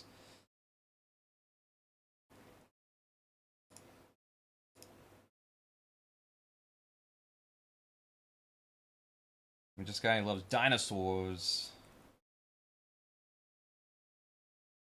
And yeah, I came across this person because they did a review of all the Jurassic Park games.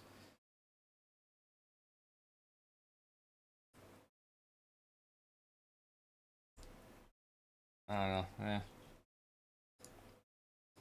Not that interested. Alright. That's about as far as I'm getting on my list here. Alright, well, did a recording. Yep, 1,000 subs. Here's to 1,000 more. I'm out. I'm gonna edit some onion nugget shit and then go to bed. Good night. I'm not gonna go to bed already. Get some coffee. Music.